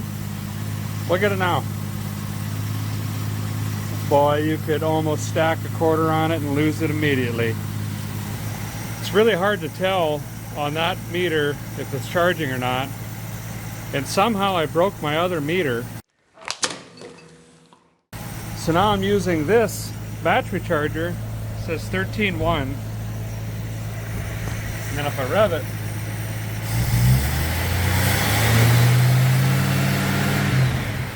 I get 13.3. So albeit very weak, the exciter's getting excited and the old charger whirler is attempting to charge, which is great. So I think I'm just gonna let this thing sit here and cook for a minute. The ring's got to come back around. We got to get oil into all the crevasses and whatnot. The gaskets need the gasket. You guys know the deal. We got to see if the rear main's going to hang in there. And then we'll shut it off here in a little bit. Feel pretty confident about changing the oil now. And that's not going to be a waste of money anyway. It just snuck my head in the door there. Electronically, nothing works on this car except the driver's side dome light.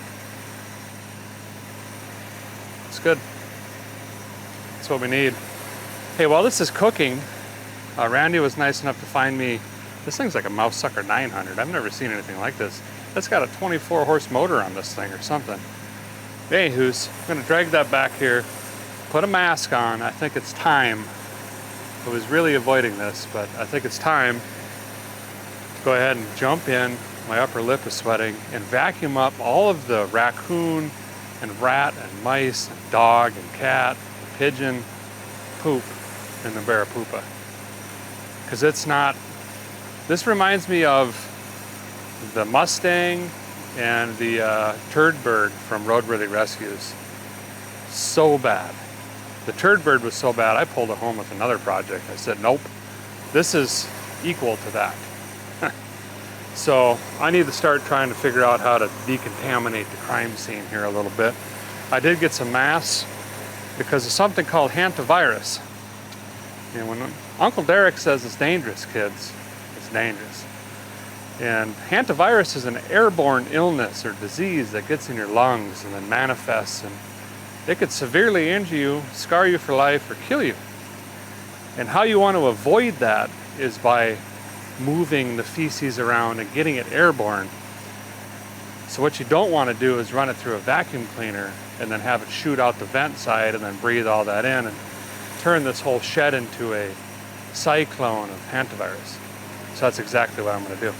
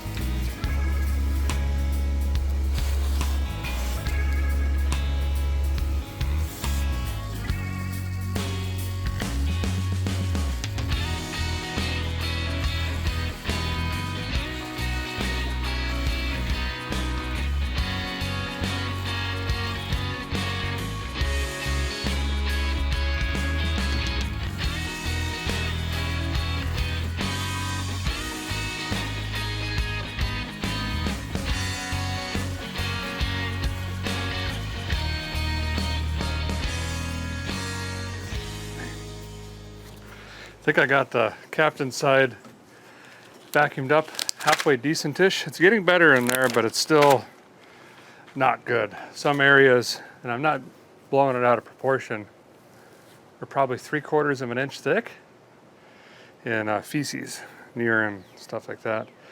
I'm gonna run, I just realized there's a Walmart somewhere around here. I'm gonna run and get some like Lysol, some cleaning wipes, some hand towels, start cleaning up the tires. The engine did get hot, so I shut it down. It's got no airflow and no shroud, but it runs. And I have a feeling it would probably start if I hit it again, now that we got that carb loosely halfway wrong. You know, we'll just put it on the list, stuff to do later. So anyway, I'm gonna make a run quick before it gets dark. Maybe we can get this interior halfway cleaned up, and we can run it a little bit more. And then what we got left: brakes, clutch, transmission, rear end, bearings, headlights, taillights. I don't know, does it have had a plate on it, didn't it? Figure that out. We gotta get it out of this yard. It's 400 miles home, I guess, or whatever. I'm back. Okay, got some simple green, some Windex, some other stuff. By the way, I'm coming out with something like this, Vice Grip Garage. And it's gonna be tough enough to remove mold and lichens and stuff from paint, trim, stainless, clean the glass, but safe enough to use on things like seats and dashes. And it's gonna cut through all that stuff. Been testing it for quite a while now. Coming out pretty soon, ViceGripGarage.com there. I'll probably send a bunch of this to random people, just so you guys can try it out. Let me know what you think. I'm gonna soak the seats down with this. Let it sit. This is a citrus-based cleaner. It's also got a nice aroma, pretty good. Get the wheel. And while this is soaking, we'll go victimize the other side of the floors. Ooh, that smell! Down. Can't you smell that smell? Oh, I can. It is terrible. All right, drinker side. Here we come. Here we go. Drinker side. Here we go now.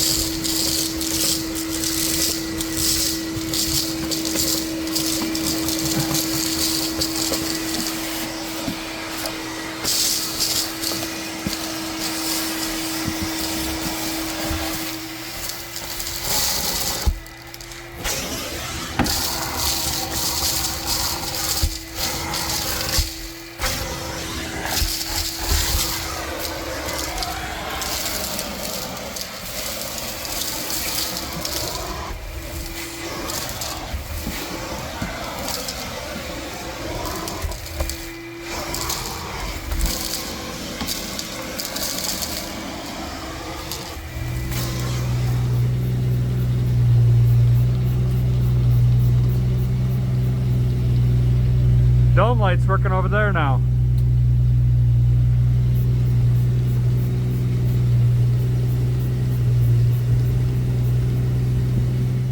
Well, I've been scrubbing in here for quite a bit, and it looks markedly better. Kind of a shame. The interior was so good when this thing was parked. Headliner's in great shape. The smell is just still terrible. I probably ought to go just right to cutting the carpet out, but then I'd have to leave that mess here, and I don't know. I'm gonna keep spraying it down, see if it gets any better overnight, I guess. Also had this little devil running again for a while. It's running a little bit better. It's chewing on the Barrowman. I think I'm gonna move on to fuel pump and fuel tank. We gotta dump some gasoline in this thing, see if it's actually going to pump fuel and what that fuel likes looks like from the tank here. If it's full of rust and sediment and particles and all that, that obviously isn't good for us. We're going to need the capacity. So I think I'm going to dump what's left of this in the tank, run down to the gas station quick, get another 5 gallons. We'll invest in that and make sure there's enough in the tank so we're not questioning, well, maybe it's just too low, and that's the reason it's not pulling any fuel out of there, you know. And then we'll fire it up, and if all goes well, it's going to spurt fuel, and then we can get this connected and get rid of this clicky-clacky. Of course, we'll put a filter and some other stuff in there. We could deal with some sediment. It's just if it plugs a filter sitting here idling, which is usually my test, about a 10-minute idle, it ain't gonna make it on the highway. That's only about 5 minutes, so we'll see what we can come up with. Back from my 97th trip. Got some gasoline.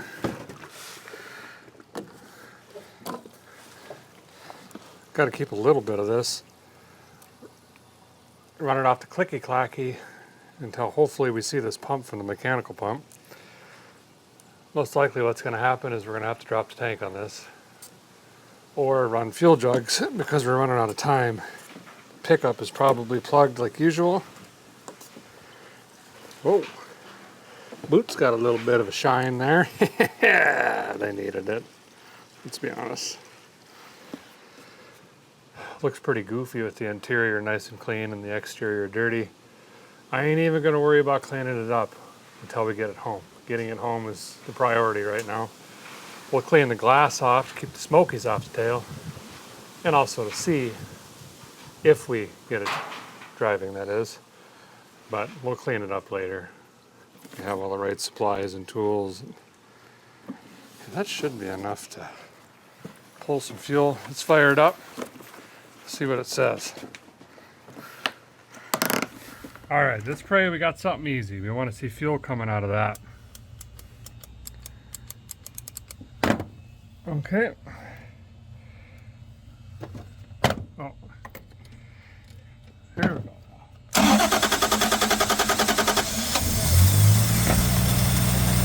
Come on.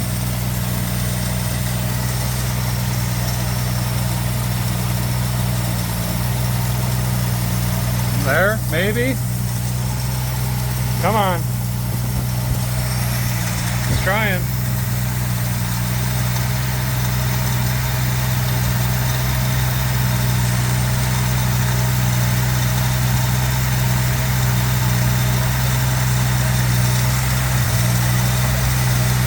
Come on.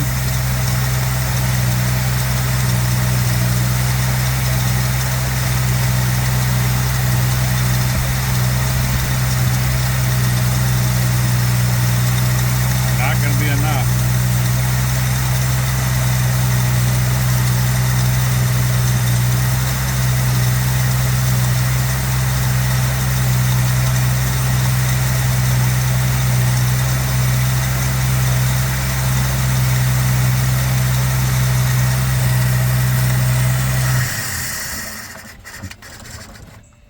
Okay, so it's trying, but not quite there. I'm going to backfeed some carb cleaner down this way, soak the diaphragm in the pump, and then we'll try it again. And hopefully, well, if anything, I hope it's the pump and not the tank, because pulling the fuel tank out here, we might just skip that because we're out of time. Well, a guy has stood here in denial for a while that the pickup tube wasn't clogged. And then I came to my senses. It's just what it is when you do this. Guys gotta get used to it eventually. So I'm gonna figure out how to sketchily jack up the rear end, climb underneath of this thing somehow, and even see if I can access the fuel tank and take a look at it. We may attempt to get the original tank tanking instead of running fuel jugs on this. It sure is a lot nicer than running hoses all over the place, and you gotta stop like every other exit. It'd be nice to just bomb home, cannonball this thing. But if it's gonna be a lot of work and way too difficult, then that's just what we may have to do. And being we're down in Floribama, guy could find a boat tank. Well, never mind, it's holiday weekend, everything's closed. But yeah, that's where we're at. That's what we're doing. That's what I'm doing now. Okay. Up under the car, and I apologize this is so close, but it's right in my teeth, basically. But this is what we're after. So there's a ring here I gotta walk off. Gotta get this pipe off, which has already been messed with, you could tell, because of the clamps. And then maybe we can clean this out. Now that I got more than 5 gallons in here, I might come dumping out too. So that'll be really exciting. Looking at the back brake lines, crunchy. Looking at the back shock, blue. Oh, recycling! 19 days later and 15 pounds of gas on my face. Here's what we got. Yeah. So let's see if we can get this thing cleaned up. Pretty much anything legitimately sitting over 20 years, this is what you're guaranteed to see.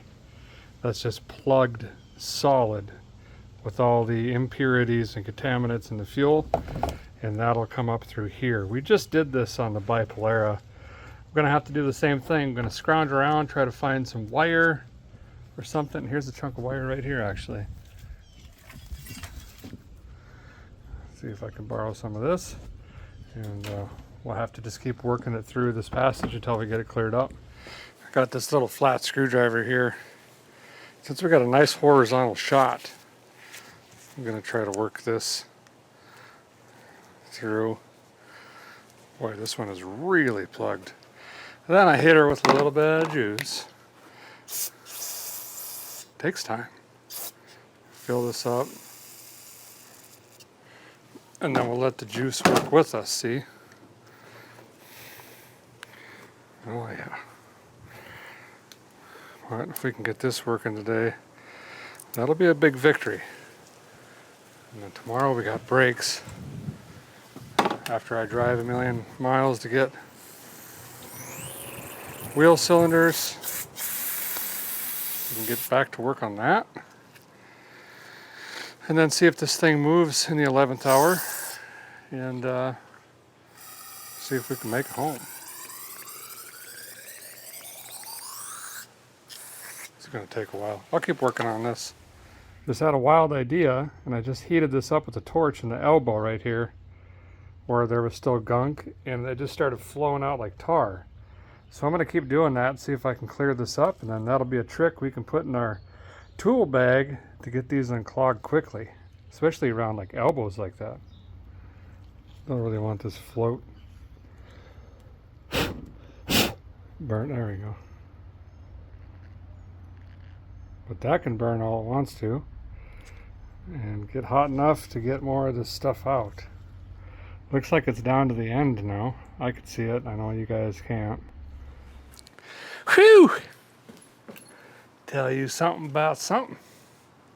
Something other too. It's about 42 minutes, 13 seconds later. But look at this.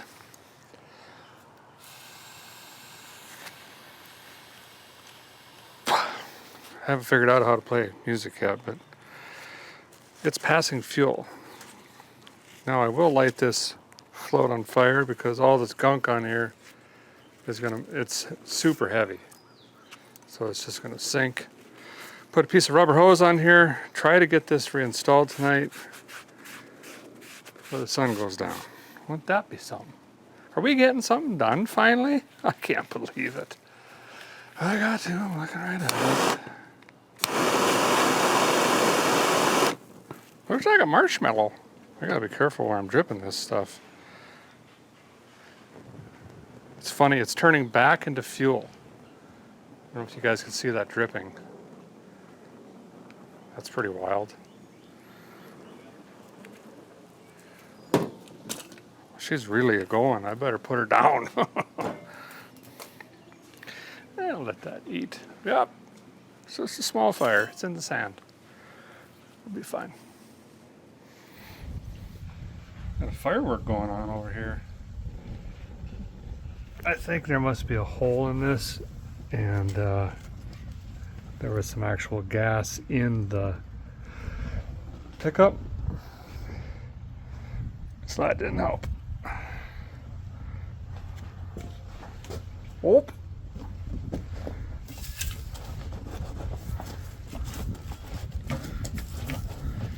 A massive battle royale ensued.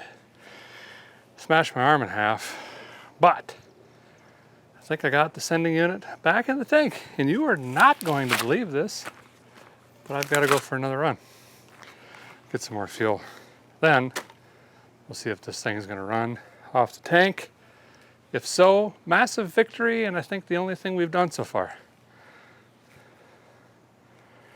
But remember, I believe in dinosaurs.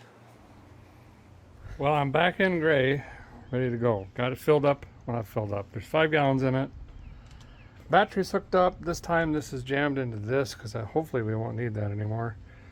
And I'm kind of just jumping this over here.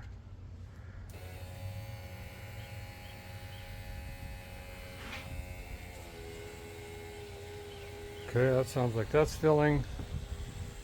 Let's see if we can get some fuel pulled up here.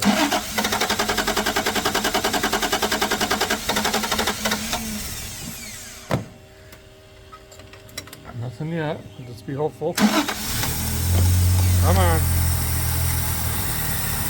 Yes. Maybe.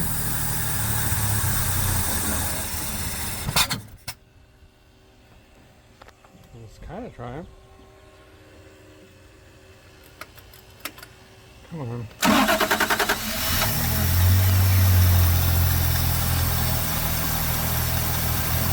Work, work, work, work.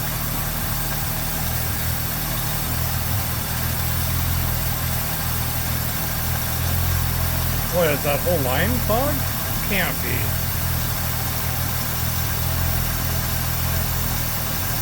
Uh-oh. That ain't good.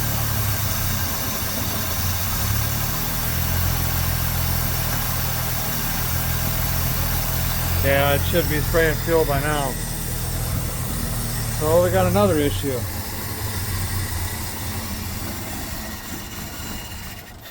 What exactly that is, I don't know. There's a restriction. Well, that was a wrestle getting the fuel line off from the steel line on the frame to the pump, which is down in there. And it was in terrible, terrible condition. Needed replaced anyway. But any hoos and how and way, hook the old wind maker onto this, and I can make wind, but it ain't going through it. So we got the tank unplugged, but now there's a block in the line. Great. So I think what I'm going to do is go ask this feller here if we can use a wind maker machine and a hose and come out here and try to just really get after it and blow it through. You know, just blow the blockage into the tank, whatever it may be. Hopefully soon. We're about to lose light. Well, he is not home, and I don't feel comfortable digging through his stuff. He does have an air compressor and a hose right there, and I'm sure he'd be okay with me using that. He's said help yourself many times. Really nice guy. But I can't find a blower nozzle. I think I'm going to shoot down the road, grab one of those, and then we'll try that tonight. We got about 40 minutes. Yeah, well, a little less actually. And then if that doesn't work, we're just going to have to run our own line tomorrow, which shouldn't be too terrible-ish or bad. But at least we're going to know what we're up against. We get it starting and running. Still haven't checked clutch. Fuel tank should be clean. The fuel system's done. Ignition's done. Really, it's brakes, run a line, test some things. But tomorrow's our last day, so I want to get as much done as I can today. So, gonna run down yet again. Get some gasoline. Or no, what am I getting? Blower hose. Oh, I should get some more gasoline too. Blower nozzle achieved. Came in here and blew this out. Hindsight being binoculars. I should have done that when we started. Anywho's, let's grab this hose. We're hoping for bubbles. I've got the fuel cap off. There, it just popped. Yes. Oh yeah, that's. We got any leaks? I don't think so. Okay, that is. Oh, that is really, really, really good news. Oh man, what a relief. Okay, let me cut this now, and we'll see if we can once again try to get this running on its own fuel supply very quickly tonight. Uh-oh, there goes the bear snot, or whatever that is. I think we'll go ahead and rig up the filter. We're going to be super confident here. Too long, it's got a kink. Well, how did that get stuck on there now? I just put it on! Can't have nothing easy on this thing. Starting to think it's haunted. You know, Papa, bless his heart, he's probably saying, you got this whippersnapper down here trying to take my car. He's gonna earn it. You know what I mean? He's gonna have to work if he wants that thing. Because he did a lot of work. Paint, probably the engine, interior, all sorts of stuff. Okay, now we need a line. I guess we could just use this stuff. How do we want to put this filter in here? I don't know.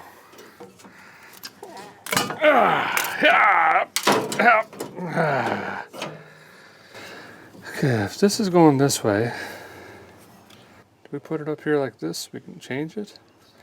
I kind of like that idea.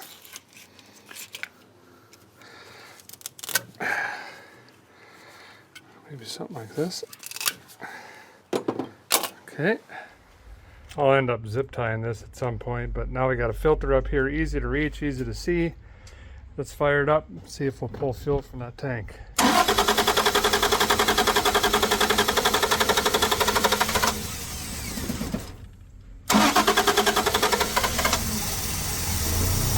Come on.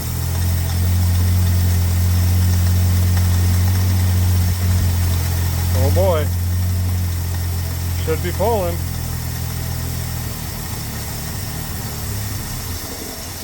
Uh-oh. That ain't good. That ain't good. Unless we were just right on it, but I don't know about that.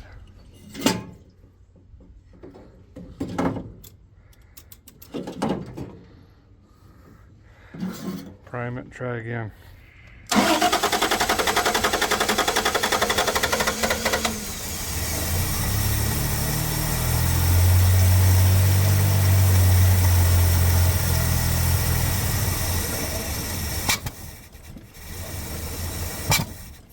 Boy, it should be sucking fuel by now. That's not good. So bottle feeding it here for a while. It's barely pumping fuel. Not very good. We might have to put a pump in this thing. There, it's getting a little better. So I'm gonna let it chug like this for a minute, see if it improves. Well, it's gonna have to do it for tonight. It's running kind of ish on its own tank. It's either a weak pump or we still have some sort of restriction on that line, but gonna have to figure it out tomorrow. Gonna head back, try to get 7 minutes of sleep, throw some groceries down the yap, wet it down, leave super early, drive 74 million hours, get those wheel cylinders, drive 74 million hours back, and then we can either start on brakes or the engine. We'll probably, I might do both. I might idle it while I'm doing brakes just so we can kind of monitor that, get the engine super hot, then decide to switch the fuel pump. Okay, see you tomorrow. Well, here we are. Final day with the Barracuda. Wherever we get this evening. That's curtain call. That's all we got for time. Boy, I got a mess going here. I think what I'm going to do this morning is immediately jump on my back, see if it's possible to change this fuel pump. I realized late last night that I did send one out of the handful of parts. Got a charging roller, a fuel pump, and the wrong brake wheel cylinders, which, by the who, I was able to capture after a 17-hour drive this morning. So I think I have more money in diesel fuel running around than the car is worth at this point. Anyway, don't tell Jessica. Let's get some cardboard, jump under here. These fuel pumps are not fun to change on these slant sixes because they're right next to the motor mount, right up against the fender well that does not come out because mopar. And then, actually this one might. Is this a bolt-in unit? No, it can't be. And hoping it's just a weak pump because we're still not getting a bunch of fuel from the back. Once this thing is running, self-sufficient, getting fuel, all of that, we know it probably might have 17 horsepower to go down the road, and then we'll jump into brakes. My favorite. Yeah, so like the guy was saying, there's a bolt way under here, you can't even see, and another one next to it on the other side. This side may be a Jabberwocky underneath this way because the motor mount is in the way. And the front side, maybe we can get it from the bottom, I'm thinking. But either end, who, way, or we, this has got to come out. I think I'll do the lines first because it's got some stability. Well, she's mounted up to the motor here. Oh, it's crazy how they hermetically seal on there like that. And we can also double, triply check. We don't have any restrictions on that line. Before we go through it this as well. Looks like I need a 1/2 inch. So these fuel pump clicky-clackies are meant to push, not pull, meaning this is the wrong position for them. They should be closest to the fuel tank as possible. However, I want to check and make sure that this fuel pump is bad before we go through this painstaking process. So I've got it just hooked in right now, and if I run this and this pulls fuel easily, then we know we have a pump issue and not a line restriction. Okay, here we go. Oops. Well, let's just stick this one in, then I'll run this one. Oh yeah, just dumping fuel. Yeah, there's no line restriction whatsoever. So that verifies if this thing can work incorrectly, that pump is just shot after sitting all these years. So let's rip it out as a backup. We can run this clicky-clacky if we needed to. This is laying over here because I've been pre-juicing my line, which I can't see now. Let's do that. There we go. I think you guys had a better view than I did. Hopefully I hit something. Old pump is out. This one's been on it a long time. You could tell because it got hit during the Craigslist rebuild on the engine there, which sounds like it was in late 90s. Something like that. Very, very early 2000s. So it's been on there a long time. I'm sure the diaphragm and spring in this one's just shot. So we're going to be putting in this one. They look different, but this should hopefully do the same thing. That's what I'm hoping. That was the cheapest one I could find.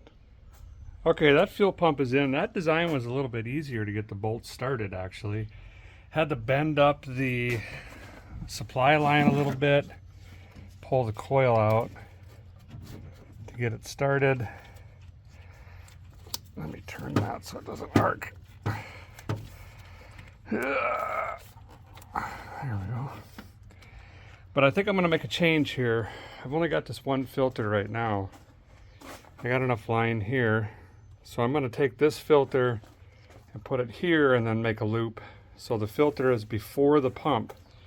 I want to protect this fuel pump now, so if there's any big chunks and stuff coming in, no sense in clogging up that diaphragm and the orifices in that unit. So we'll move the fill tray from there to here, probably up over here or something, so we can monitor it before it gets to the pump or the fuel make it happener. I do have a starter core to return. Oh, I don't think they're open today. Never mind. I have to try to find a filter. I thought I bought a MicroGuard one, a 30033, which is also made by Man and Hamill, same thing as a Wix. And would be nice to have a couple on board if we actually get this thing moving. Just so if we have to do a quick filter change, boop, boop, no problem. Okay, and then this this goes over here now. There we go. That out to work. Okay, I need a longer chunk. Actually, I got a chunk right there on the ground. That used to go to the clicky clacky. So we'll use that piece on here. And then I think, pretty confident we're going to be set as far as fuel goes. So we might as well change the oil. We've been talking about it, procrastinating. Let's just get it done. Ran it on this old stuff long enough. Viscosity doesn't just disappear with age. It still had viscosity and everything, but it is old. I'm sure it's got some junk in it. So let's drop it, get some fresh stuff in here, something with a bunch of zinc. All the vitamins and minerals these old flat tappet cams like and want. All right. That's in. This Fram is torqued on for some reason. Get a wrench.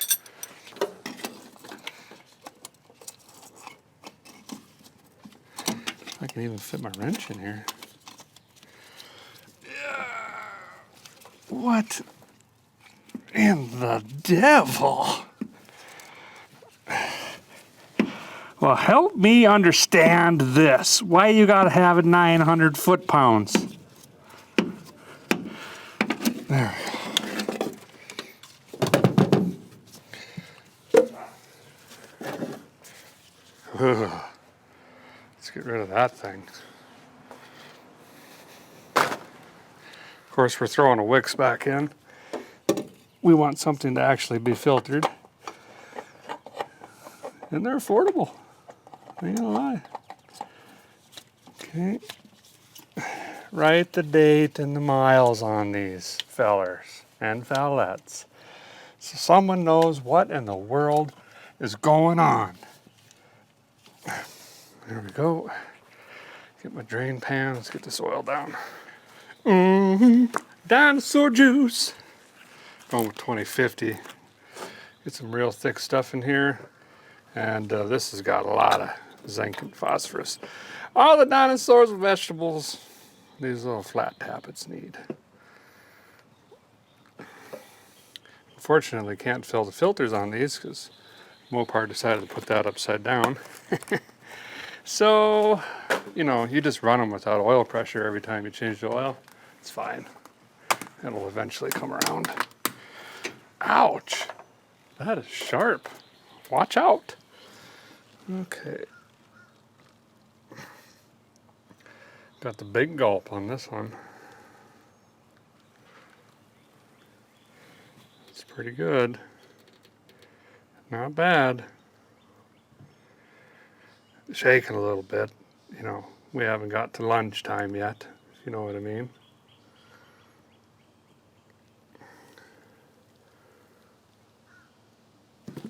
There we go. Okay, we can cross something off the list. Yes! Oil change. Well, let's crank this thing over this morning. See if we can pull some fuel with our new pump.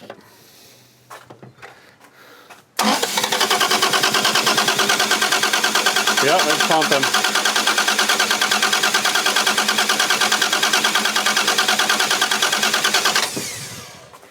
So we should be getting fuel here soon. There we go. A little cold-blooded.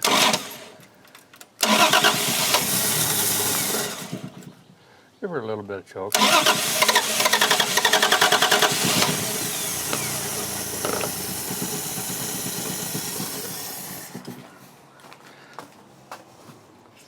Well, by golly, did we get it? Okay, settle down.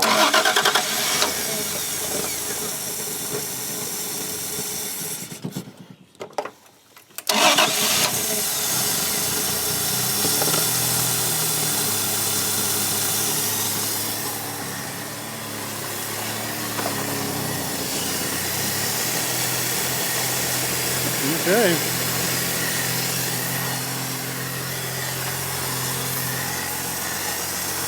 Believe we've got that problem licked.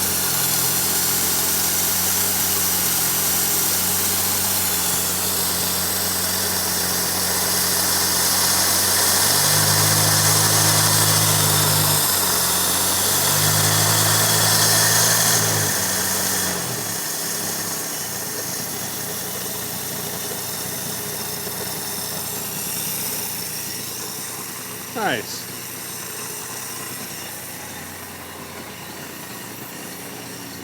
Sounding kind of good today. No, not really.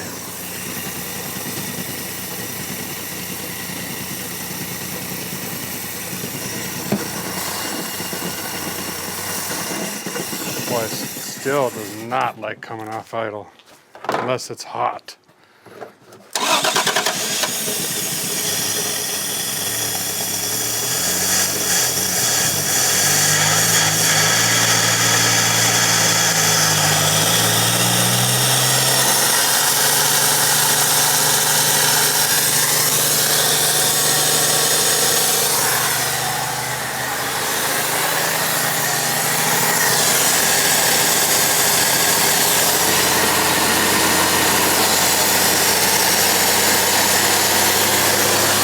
There she's coming around.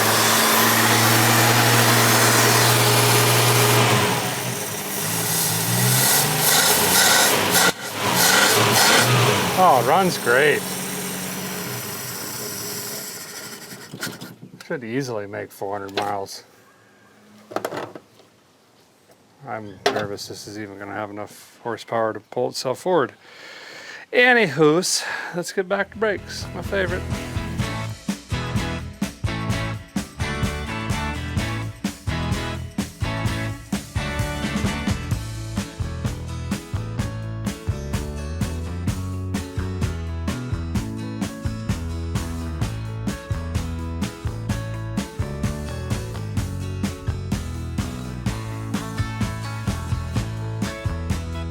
Well, the guy's bleeding the brakes here. And basically just pumping on myself, letting off of the pedal, going to each corner and cracking it, letting all the air out, and shutting the valve again. Takes a little bit longer, but it will work. You don't have to actually hold the pedal to the floor, contrary to popular belief. And I'm starting to get a pedal. So far I have not exploded any hard lines, believe it or not, but I'm sure I probably just jinxed myself. So since I just cracked it, we'll have a little extra pedal play, but then boom, look at that. Solid pedal. I'll crack it one more time on the front. I think we got brakes. Well, fellers and fellettes, here we are bolting on wheels, tires. I can't believe it, but I guess I got to. I'm looking right at it. You know, here we are.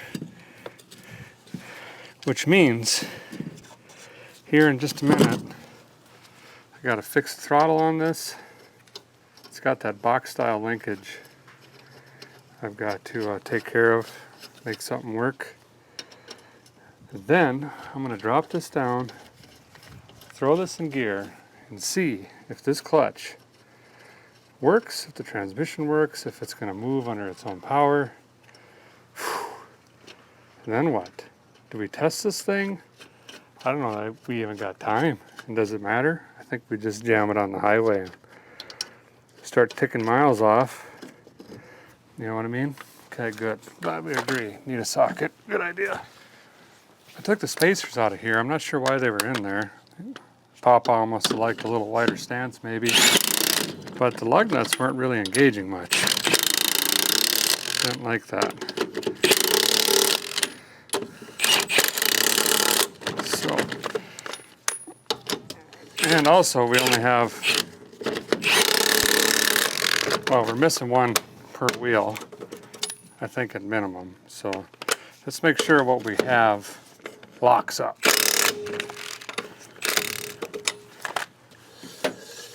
There we go, no interference. Okay. Let the jack down, hopefully for the last time. Nice. Well, here we go. Let's see if this thing moves under its own power for the first time in 22 years. Sat right here. Sweating so bad I can't even see.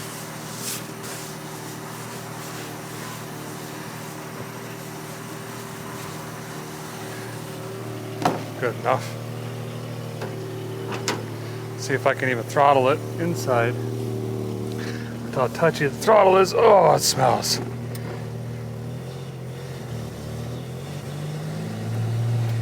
Okay. Well, I went into gear. Should be first. Ooh, I hear the clutch.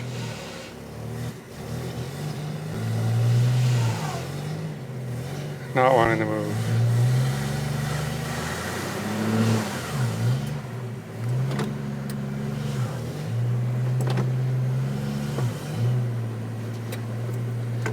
I think the linkage might be messed up. Yeah, I might be in third and fourth. Third. Yep. I think the linkage is bamboozled.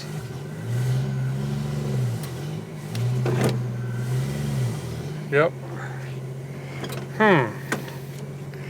That's a first.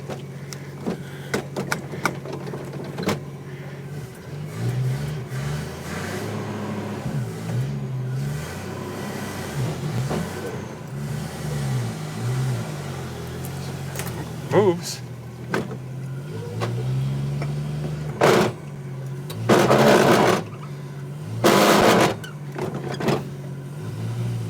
Got some serious linkage issues.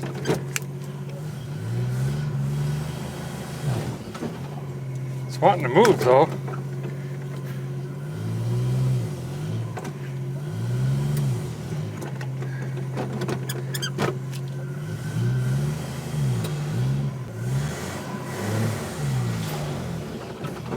I got reverse.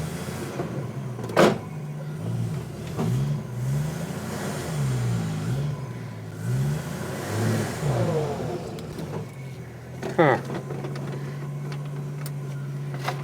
Well, that's too bad. Let's take a look at it.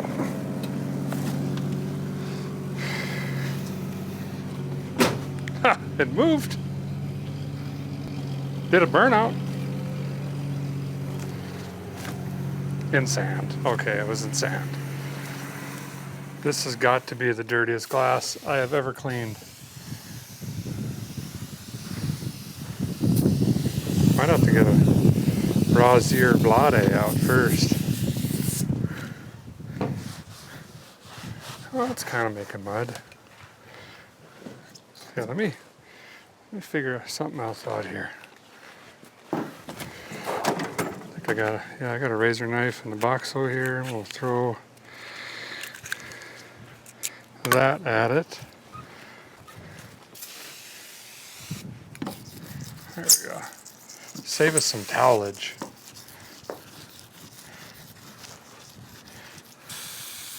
Jeez.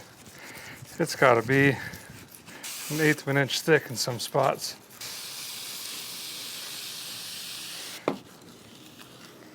That. It's like sand and mold.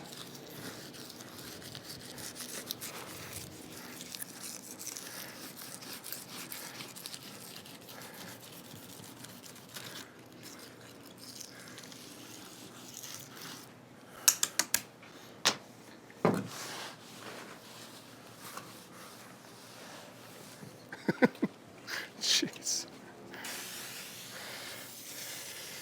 Kind of a 64 Corvette-esque back glass here, one would say. Hint, hint. Wonder where they got that from. I think I'll use these big towels to try to get the majority, then we'll come back around with some paper towels and doll it up. Just thinking out loud here, it's a bunch of adjustments that need to happen on the transmission side. There is a lift over here, and that would save us a bunch of time. I know it's technically cheating, but it is what it is at this juncture. The guy has got to hit the road. We could throw it up on there maybe. Hopefully, it's just fixed itself by getting soaked down with juice, you know?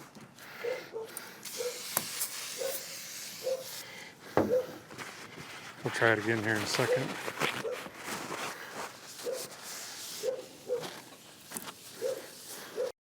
Hoping it's all just in this column right here, so I'm just going to start soaking this down. And while that's doing that, I'm going to start cleaning, packing, organizing. Got to run to the gas station, fill the 5-gallon jug, put that in the tank as well, and just start kind of prepping for, could a guy leave? You know, just in case we actually can. And this somehow magically fixes it. Transmission test, take 17. If I can get reverse, then first should be there.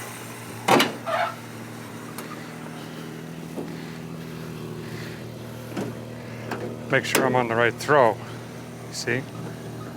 It's a 3 on the tree, so it's an H pattern sideways.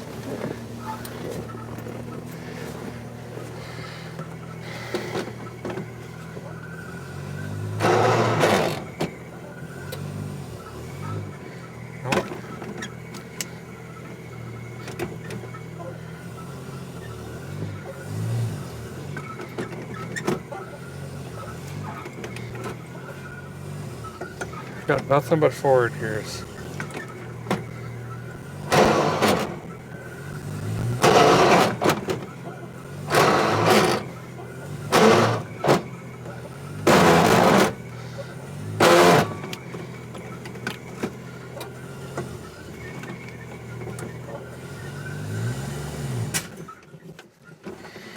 That's an issue. That's a big, big issue. Well, I think I got her. I really had to just slam on it, but found first, got it crawled out of the hole here. Let's get it out of this backyard for the first time in 2 decades.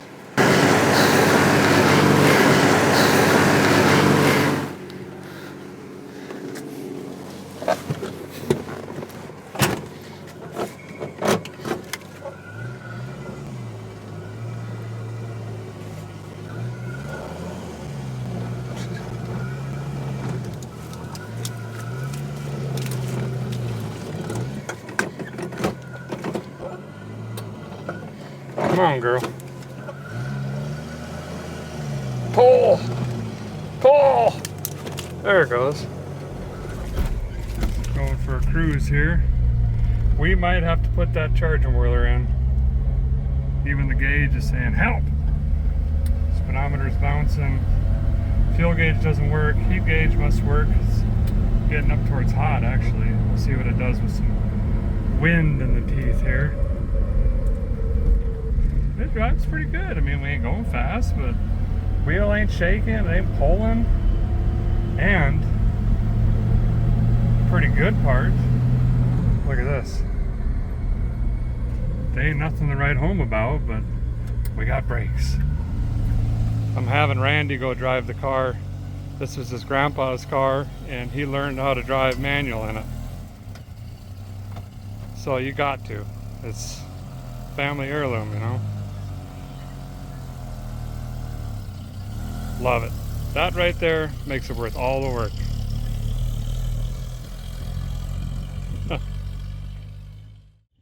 Well, good morning. Final day on the Barracuda here. I brought a gas jug with me. We're going to fill that up. And the first stop we're going to make is a fuel station. But guys, got to make sure you can get there. Also, I have decided to go ahead and change the charging whirler now. I noticed yesterday when Randy was tootling around and when I was, the gauge was showing, you know, a draw or dead. Was not charging. And I broke my meter somehow. So I can't verify it, but we're just going to trust the gauge in the dash. So let's go ahead and swap that. I got one. And then we're just gonna hit the road. We gotta just start getting some miles down. We got a little over 400 to get back home. Old one is out. This thing is just full of junk.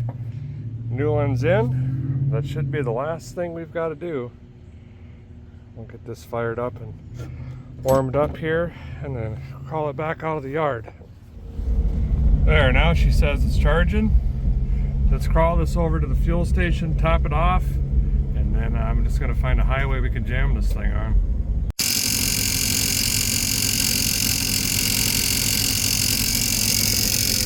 Well, that don't sound right.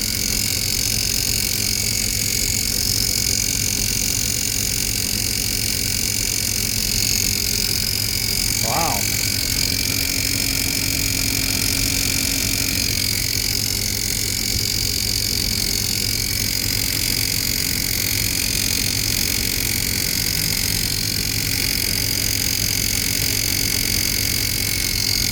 I'm gonna say that's bad.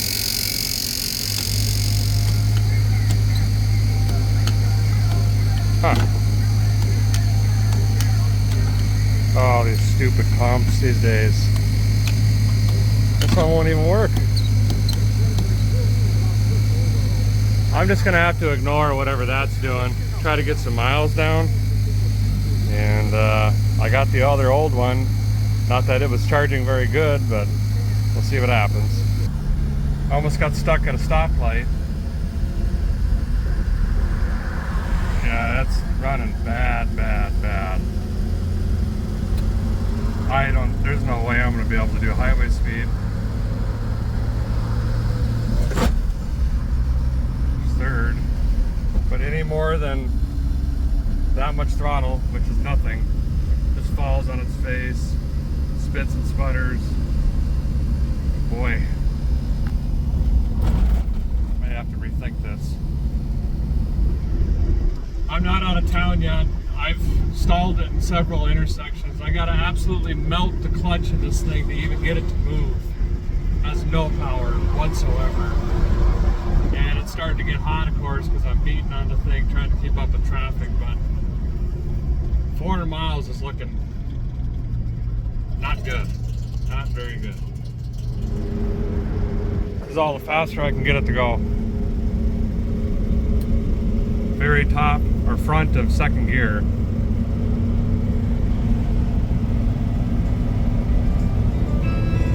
Must be downhill, we're picking up speed.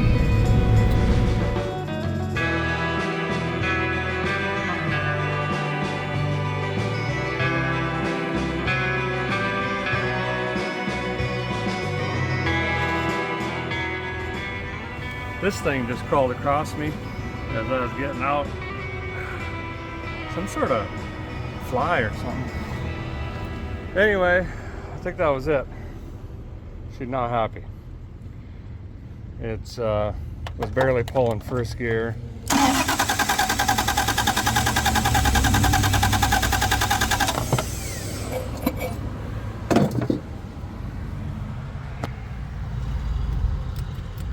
Got fuel.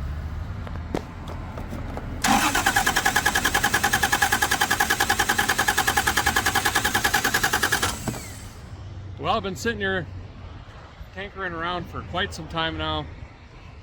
She ain't firing, not even a sputter. I think it gave what it had. 400 miles? No. 14? Yes, we did do that. Still calling it a victory after 22 years. It ran and drove. We pulled it out of the backyard under its own power. Randy, the grandson, got to drive it, which I'm very thankful for. Some cars just don't like being thrown right on the highway after a big nap like that, and this is one of them, unfortunately. But I still had a lot of fun. We still saved it. It's still coming home with me. I'm just gonna thumb myself to a U-Haul, get a truck, a trailer, throw this thing on there, get it back to Vice Grip Garage in Tennessee, and we'll clean it up and we'll go through it. We'll figure out what happened, get this thing running and back on the highway where it deserves to be. Just a reminder, if you're not subscribed, please do that. Hit the button. It's free, no obligation. And you'll get more notifications when free content like this comes out. Thank you guys for watching so very much. Appreciate you, and we'll see you very soon. Well, a guy thought it would be that easy. Nope.